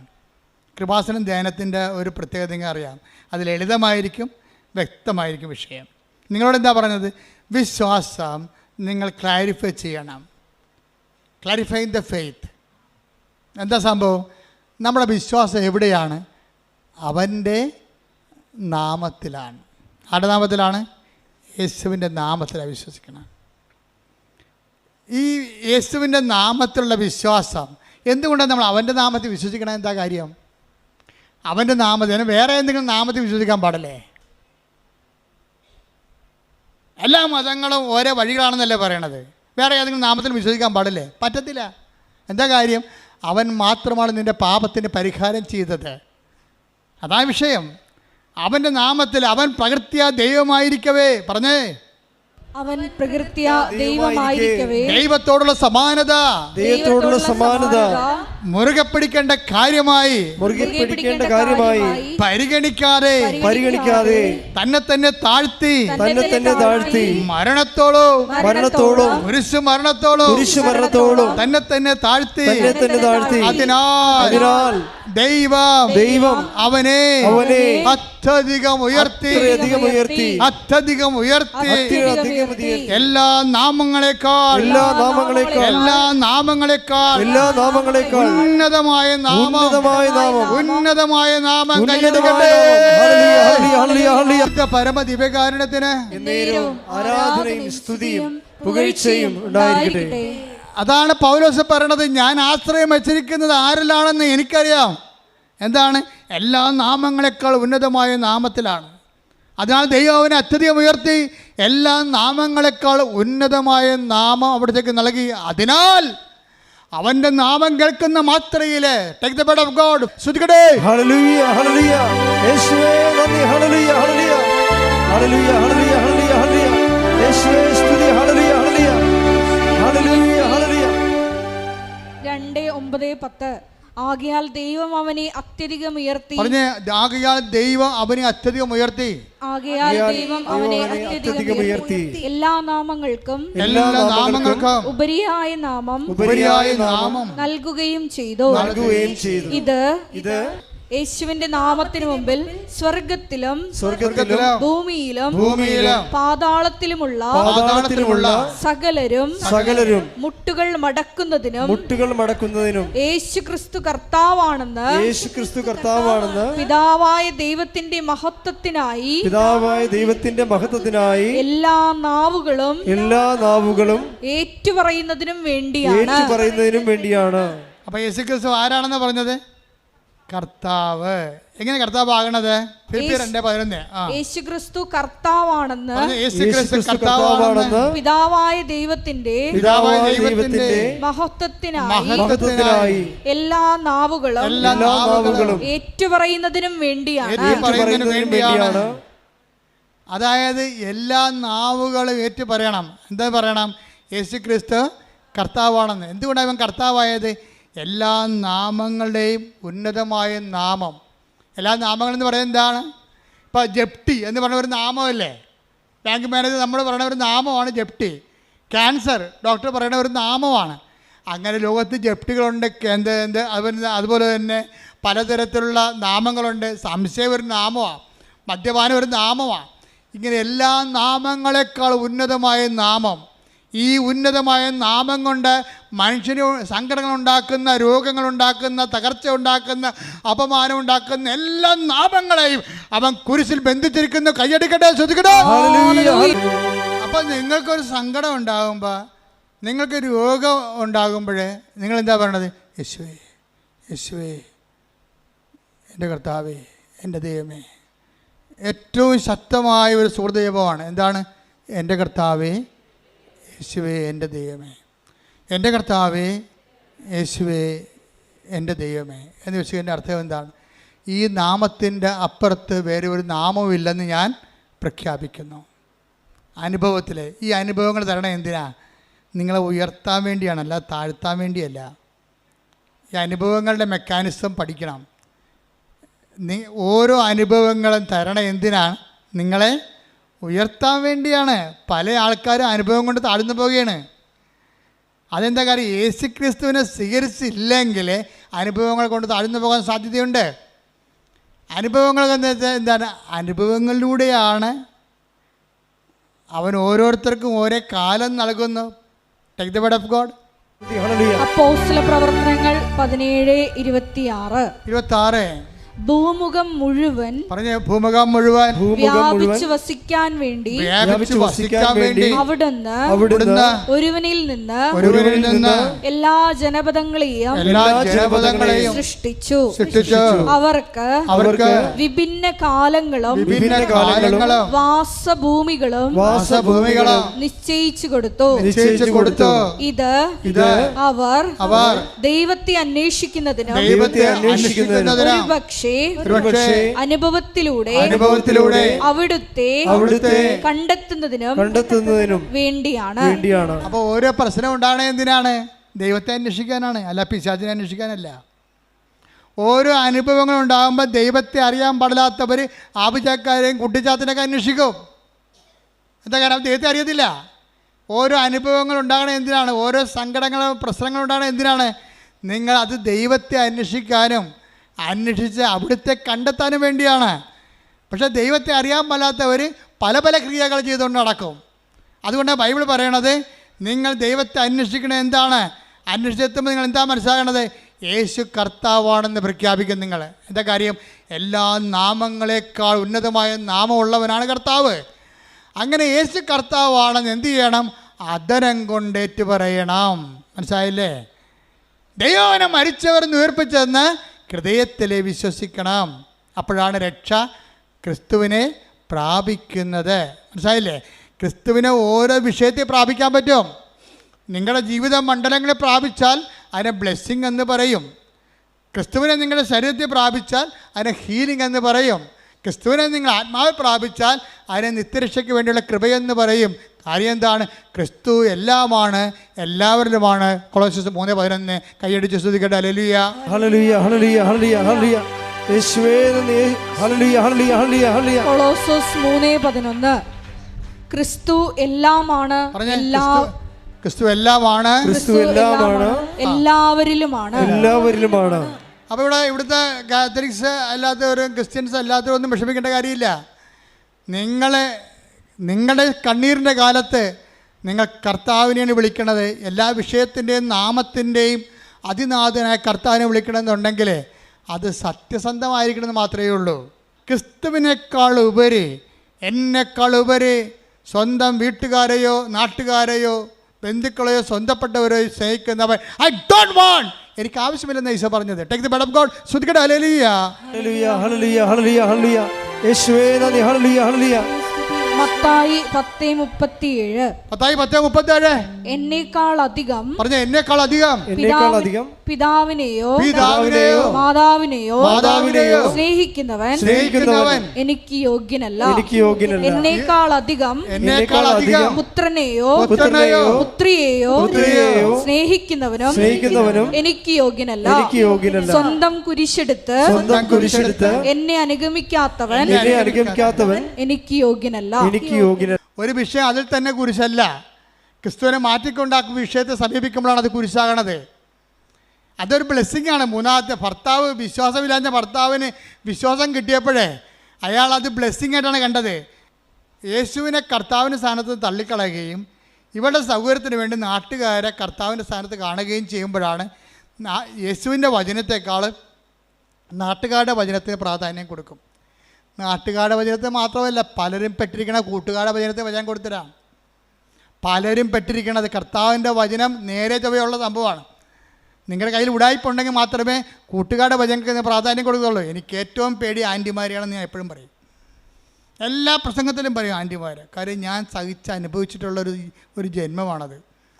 നിങ്ങളുടെ പല മക്കളും വഴിതെറ്റിപ്പോയതിൻ്റെ പിന്നിൽ ഈ ആൻറ്റിമാരുടെ കൈയുണ്ട്. അവർ വഴിപിഴപ്പിച്ചിട്ടാണ്. അവർ നല്ല വാക്ക്, ഒരു ശാസനം കൊടുക്കുന്ന ആൻറ്റിമാരില്ലെന്നല്ല പറയണത്.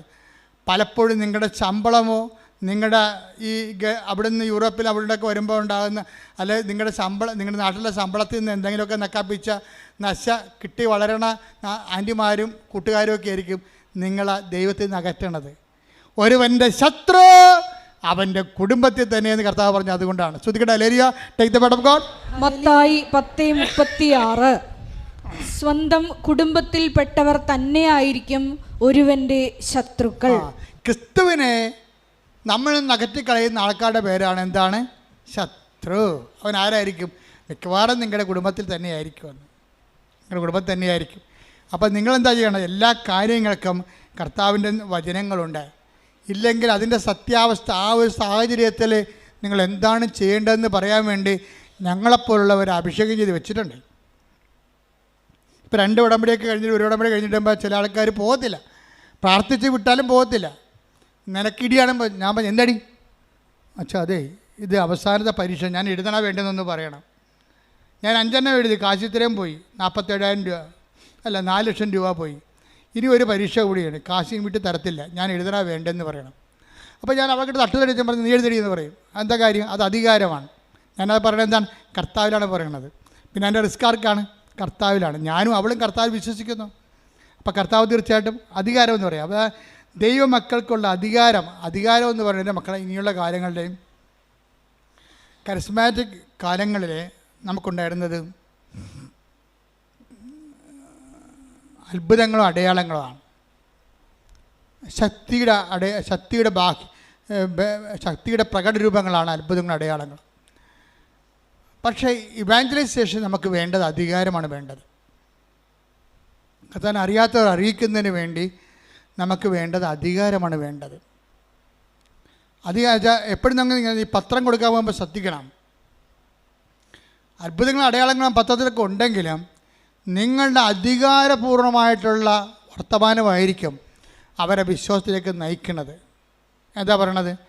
ഇതാ സർപ്പങ്ങളുടെയും തേളുകളുടെയും ശത്രു 10:19 ലൂക്ക 10:19 ഇതാ പാമ്പുകളുടെയും തേളുകളുടെയും ശത്രുവിന്റെ സകല ശക്തികളുടെയും മീതെ ചവിട്ടി നടക്കാൻ നിങ്ങൾക്ക് ഞാൻ അധികാരം തന്നിരിക്കുന്നു.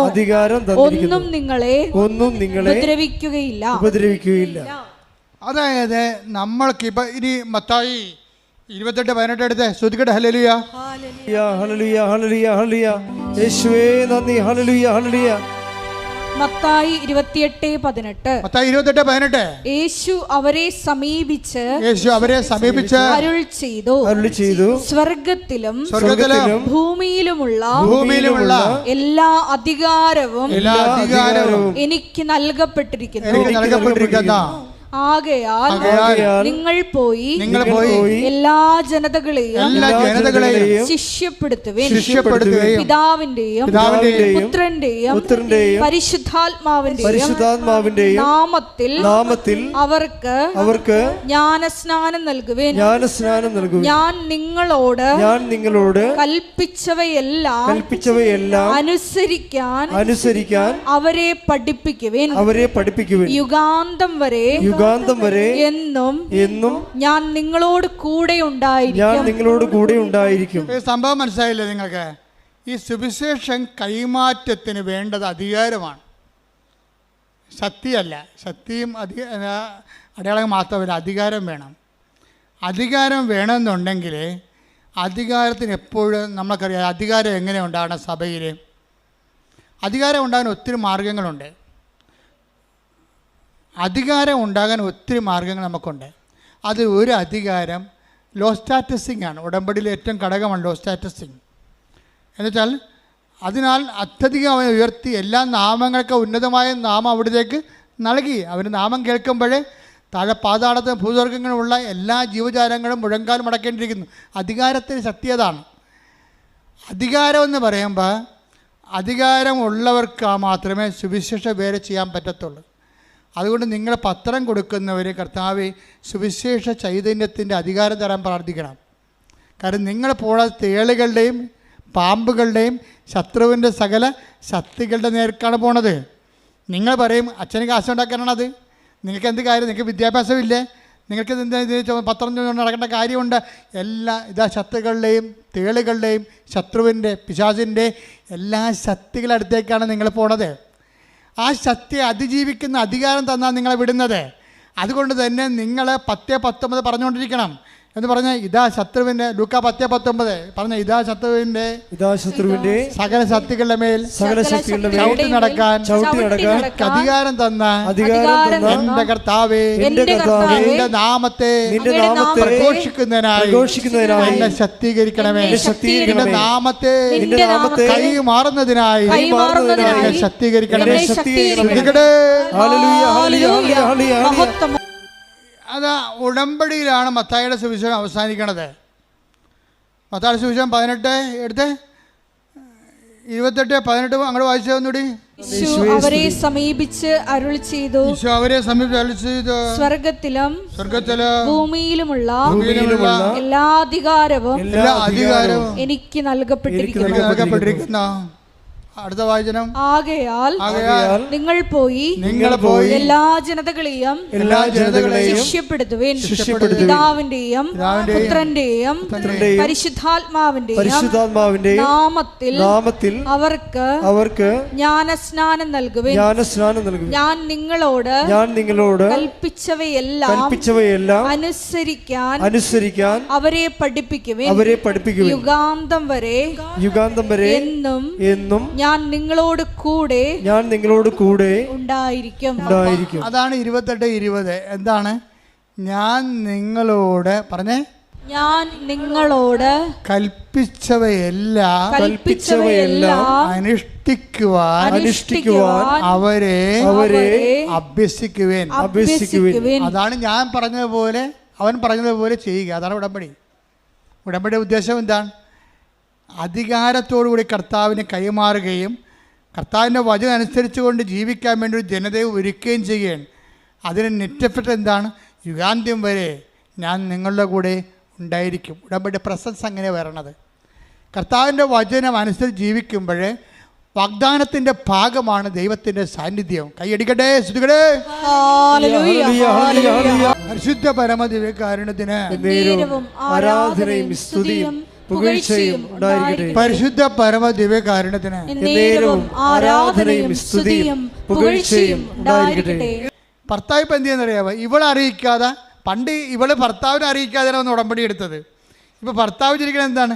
ഇവള് കുഞ്ഞിനെ കൊല്ലാൻ നടക്കണ കാരണം, അവൾ ഡിപ്രഷൻ അടിച്ചിരിക്കണ കാരണം ഭർത്താവ് അവളറിയിക്കാതെ വന്ന് സ്വന്തമായിട്ട് ഉടമ്പടി എടുത്ത്. ഒരു സ്റ്റോറി പോണ പോക്ക് കണ്ടില്ലേ? എന്ത് രസമാണ് കേൾക്കാൻ. എന്നിട്ട് ആ ഉടമ്പടി ഈ കുഞ്ഞിനെ പ്രൊട്ടക്റ്റ് ചെയ്യും. അവസാനം കുഞ്ഞിനെ പ്രസവിക്കും, 3ാമത്തെ കുഞ്ഞിനെ പ്രസവിക്കും. പ്രസവിച്ച് കഴിയുമ്പോൾ ഈ കുഞ്ഞിന് മൊത്തം മഞ്ഞ നിറവാണ്. ഇപ്പം കുഞ്ഞുങ്ങൾക്ക് 80% കുഞ്ഞുങ്ങൾക്ക് മഞ്ഞ നിറമുണ്ട്. ഇത് 80%മല്ല, 90-97% മഞ്ഞ നിറവാണ്. അപ്പോൾ കുഞ്ഞിനെ ഉടനെ അവർ എമർജൻസി ആയിട്ട് വേറെ ഒരു ഗവൺമെൻറ് ആശുപത്രിയിലേക്ക് ഷിഫ്റ്റ് ചെയ്യും. കൊച്ചിനെ അവിടെ കൊണ്ടുപോകുമ്പോൾ ഡോക്ടർ പറയും, 1 മിനിറ്റേ ഉള്ളു, നിങ്ങൾ എത്രയും വേഗം പോയി ബ്ലഡ് ബാങ്കിൽ നിന്ന് ബ്ലഡ് കൊണ്ടുവരണം. ഈ ബ്ലഡ് കയറ്റിയില്ലെങ്കിൽ കൊച്ചി ഇപ്പം മരിക്കുമെന്ന് പറയും. അപ്പോൾ ഈ മനുഷ്യൻ തീ പറഞ്ഞ് അവിടെ ആദ്യമായിട്ടാണ് അവിടെ ചെല്ലണത്. ആ ഗവൺമെൻറ് ആശുപത്രി കാണുന്ന ആദ്യമായിട്ട്. എവിടെയാണ് ബ്ലഡ് ബാങ്ക്? തിരിച്ച് കുഞ്ഞെ കിടക്കുന്ന തിയേറ്റർ എവിടെയാണ്? ഇതൊക്കെ എല്ലാം കൺഫ്യൂഷനാണ്. രാത്രി ഓടുകയാണ്. അപ്പോൾ ഓടുന്ന സമയത്ത് ഇവന് ബ്ലഡ് ബാങ്കിൽ നിന്ന് ബ്ലഡ് കിട്ടും. ഒരു ബ്ലഡ് കണ്ടെയ്നറിൽ ബ്ലഡ് കൊടുക്കും. ഈ ബ്ലഡും പിടിച്ചുകൊണ്ട് ഇവൻ ഓടുകയാണ്. പക്ഷേ എങ്ങോട്ട് ഓടണമെന്ന് അറിയത്തില്ല, തെക്കും വടക്കും അറിയാൻ പാടില്ല. അവിടെ ചെന്നൊരു സെക്യൂരിറ്റി ചോദിക്കുന്നത് ഈ ബ്ലഡ് എവിടെ കൊടുക്കേണ്ടതെന്ന് പറയുമ്പോൾ ബ്ലഡ് കൊടുക്കും. ഉടനെ ബ്ലഡ് കൊടുക്കുമ്പോൾ ഇവൻ്റെ ചിറ്റ, തങ്കച്ചിറ്റ എന്നാണ് അവൻ പറയണത്. തങ്കച്ചിറ്റ ഇരുട്ടത്ത് കൂടി വന്ന് വെച്ചും കൊന്ത കൊണ്ടുവന്ന് ഈ ബ്ലഡേ വെക്കും. കർത്താവേ ഈ രക്തം നിൻ്റെ രക്തമായി മാറട്ടെ. ഈ കാലത്ത് ആൾക്കാരുടെ വിശ്വാസം എന്ന് പറഞ്ഞാൽ എന്നാ വിശ്വാസമാണ്. തങ്കച്ചിറ്റ തടഞ്ഞെടുത്തിട്ട് പറയണേ, കർത്താവേ ഈ രക്തം നിൻ്റെ രക്തം, അവളുടെ പ്രാർത്ഥിക്കുന്ന കൊന്ത എടുത്ത് തിമ്മ വെച്ചിട്ട് രക്തത്തിൽ, കർത്താവേ ഈ രക്തം നിൻ്റെ രക്തമായി മാറട്ടെ. ഒറ്റ വാക്ക്. പിന്നെ ഇവൻ ഓടണം മുഴുവനും, കർത്താവേ നിൻ്റെ രക്തമാക്കണമേ. ഇത് കുഞ്ഞിൻ്റെ ശരീരത്തിൽ കയറുമ്പോൾ തന്നെ നിൻ്റെ രക്തമായിട്ട് കയറണമേ എന്നാണ്. അവൻ ഒരു കണക്കിന് സ്ഥലത്ത്, സെക്യൂരിറ്റി പറഞ്ഞ സ്ഥലത്ത് ചെന്ന് ചാടി ബ്ലഡ് കൊടുത്ത് ബ്ലഡ് കൊച്ചിന് കയറി. അതുപോലെ തന്നെ കൊച്ച് രക്ഷപ്പെട്ട്. അവൻ ആ സാക്ഷ്യത്തിൻ്റെ അവസാനം പറയേണ്ട സംഭവമുണ്ട്. എല്ലാം ശാസ്ത്രമാകാം, പക്ഷേ ശാസ്ത്രമല്ലാത്ത കാര്യങ്ങളുണ്ട്. എന്താ കാര്യം? ഈ 1 മിനിറ്റിനുള്ളിൽ ഈ രക്തം എനിക്ക് കിട്ടിയിട്ട് ഞാൻ ഈ രക്തവും കൂടെ കുഞ്ഞിൻ്റെ അടുത്ത് എത്തിയതിൽ ശാസ്ത്രമില്ല, അവിടെ ദൈവം മാത്രമേ ഉള്ളെന്ന്. എനിക്ക് ഭയങ്കര ഞെട്ടിപ്പോയി ഞാൻ. അവൻ എന്ത് കറക്റ്റായിട്ടാണ് അനലൈസ് ചെയ്യണത്. 1 മിനിറ്റ് മാത്രമേ ഉള്ളെന്ന് പറഞ്ഞ സ്ഥലത്ത് ഈ രക്തം എടുത്തുകൊണ്ട് ആ 1 മിനിറ്റാണോ 2 മിനിറ്റാണോ 3 മിനിറ്റ് ആക്കേണ്ടത് ദൈവമാണ്. അവിടെ ശാസ്ത്രത്തിനൊന്നും ചെയ്യാനില്ല. ഇവിടെ കൊണ്ടുവന്ന് ഞാൻ കൊടുക്കും. ആ രക്തകത്ത് കയറുന്നവരെ ആ പറഞ്ഞ സമയത്ത് അവിടെ എത്തിക്കുന്നതിൽ ശാസ്ത്രമില്ല. അവിടെ എന്താണ്? വിശ്വാസം മാത്രമേ ഉള്ളൂ. അത് തങ്കച്ചെറ്റിയുടെ വിശ്വാസമാണ്. കർത്താവ് ഈ രക്തത്തെ നിൻ്റെ രക്തമായി മാറ്റണമേ എന്നുള്ളത്. അത് കയറുമ്പോഴാണ് കുഞ്ഞിൻ്റെ മഞ്ഞ നിറത്തിലിരുന്ന ശരീരം മുഴുവൻ ചുവന്നുകൊണ്ട് വരും. എന്താ കാര്യം? കർത്താവ് അതിനെ ആശീർവദിച്ചു. ആ കുഞ്ഞിൻ്റെ ജീവനെ തിരിച്ചെടുക്കുകയാണ്. നിങ്ങളുടെ ഫെയ്ത്ത് ഗ്രാഫിലെ ഈ ഒടിയൻ ഗ്രാഫിൽ ഒത്തിരി ഒടിഞ്ഞൊടിഞ്ഞ് താഴേക്ക് പോയാൽ നിങ്ങൾ തോറ്റെന്നതിൻ്റെ അർത്ഥം. ഇടയ്ക്കൊക്കെ തിരിച്ച് ഒടിയാം, സ്വാഭാവികമാണ്. പക്ഷേ ഫെയ്ത്ത് ഗ്രാഫ് എപ്പോഴും വളരണമാണ്. വിശ്വാസത്തിൽ വളരുന്നില്ലെങ്കിൽ വിശ്വാസത്തിൽ തളരുന്നതാണ് അതിൻ്റെ കൗണ്ടെന്ന് പറയണത്. അതുകൊണ്ട് ആവശ്യമില്ലാതെ നിങ്ങളുടെ സൗകര്യം നോക്കിയിട്ട് മറ്റവരെന്ത് പറയും, വീട്ടുകാരെന്ത് പറയും, കൂട്ടുകാരെന്ത് പറയും, പാർട്ടിക്കാരെന്ത് പറയും, ഒരു മനുഷ്യൻ നോക്കരുത്. നിൻ്റെ കർത്താവ് എന്ത് പറയുന്നു അതനുസരിച്ച് ചെയ്യാനാണ് നീ ഉടമ്പടി എടുത്തിരിക്കുന്നത്. അത് നിന്നെ ഉയർത്തുകയും നിലനിർത്തുകയും ചെയ്യും. കാര്യം അവൻ്റെ നാമം എല്ലാ നാമങ്ങളെക്കാൾ ഉന്നതമായ നാമം. അവൻ്റെ നാമത്തിന് അറിയാത്തവർ അറിയിക്കാനും അറിഞ്ഞവരെ ആഴപ്പെടുത്താനും വേണ്ടി അഭിഷേകം മേടിച്ച ആളാണ് നീ എന്നുള്ള ബോധ്യം. ആ ബോധ്യം നിന്നെ ഊട്ടി ഉറപ്പിക്കാൻ വേണ്ടി ഇടയ്ക്കിടയ്ക്ക് കൊച്ചു കൊച്ചു പ്രശ്നങ്ങളുണ്ടാകും. അതെല്ലാം പ്രാർത്ഥന വിശ്വാസം കൈകാര്യം ചെയ്യാൻ കർത്താവ് നിന്നെ അനുഗ്രഹിക്കട്ടെ. സ്തുതിക്കട്ടെ.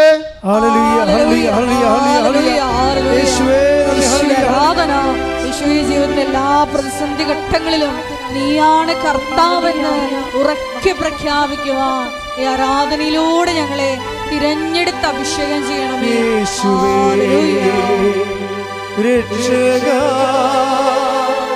കർത്താവേ നാഥരേ യേശുവേ രക്ഷക കർത്താവേ നാഥരേ. രോഗസൗഖ്യ പ്രാർത്ഥന സമയമാണ്.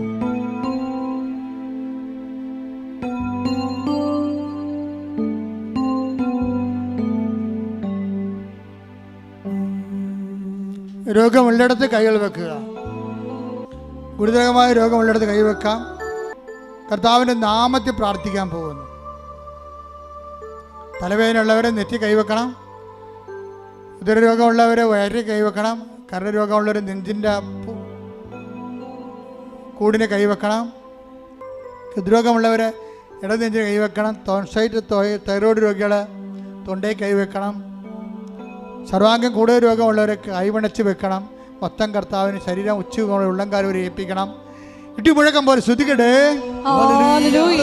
കർത്താവേ നിന്റെ ഉന്നതമായ നാമത്തിന് സ്വന്തം ചെയ്യുന്ന ഓൺലൈനിലുള്ളവരും പ്രാർത്ഥിക്കട്ടെ. ഓൺലൈനിലുള്ളവരും പ്രാർത്ഥിക്കട്ടെ. ശരീര രോഗങ്ങളുള്ളിടത്ത് കൈവച്ചുകൊണ്ട് പ്രാർത്ഥിക്കട്ടെ. 38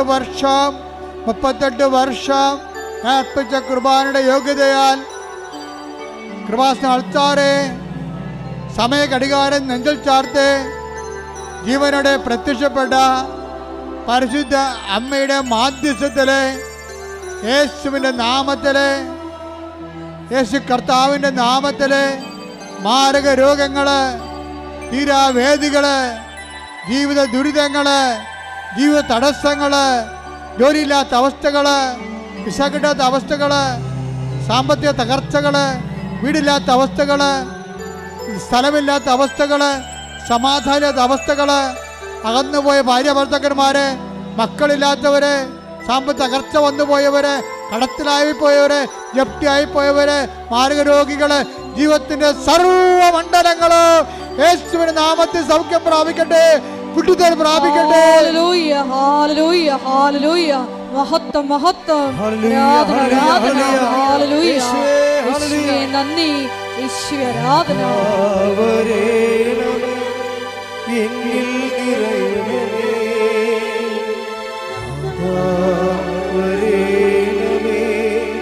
സൗഖ്യം നൽകണമേ നാഥാ വരേണമേ എന്നിൽ നിറയണമേ നാഥാ വരേണമേ സൗഖ്യം നൽകണമേ.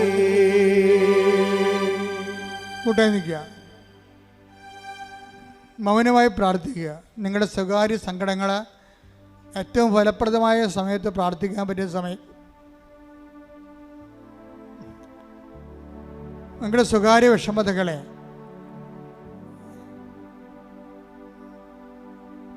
ഏറ്റവും ഫലപ്രദമായി പ്രാർത്ഥിക്കാൻ പറ്റിയ സമയമാണ് ഈ ആരാധന സമയം. അമ്മയുടെ മധ്യസ്ഥതയിൽ നിങ്ങളുടെ സങ്കടങ്ങളെ, രോഗങ്ങളെ, തടസ്സങ്ങളെ പരിശുദ്ധ അമ്മയ്ക്ക് ഏൽപ്പിക്കുക. ഡേറ്റിട്ട് ഏൽപ്പിക്കുക.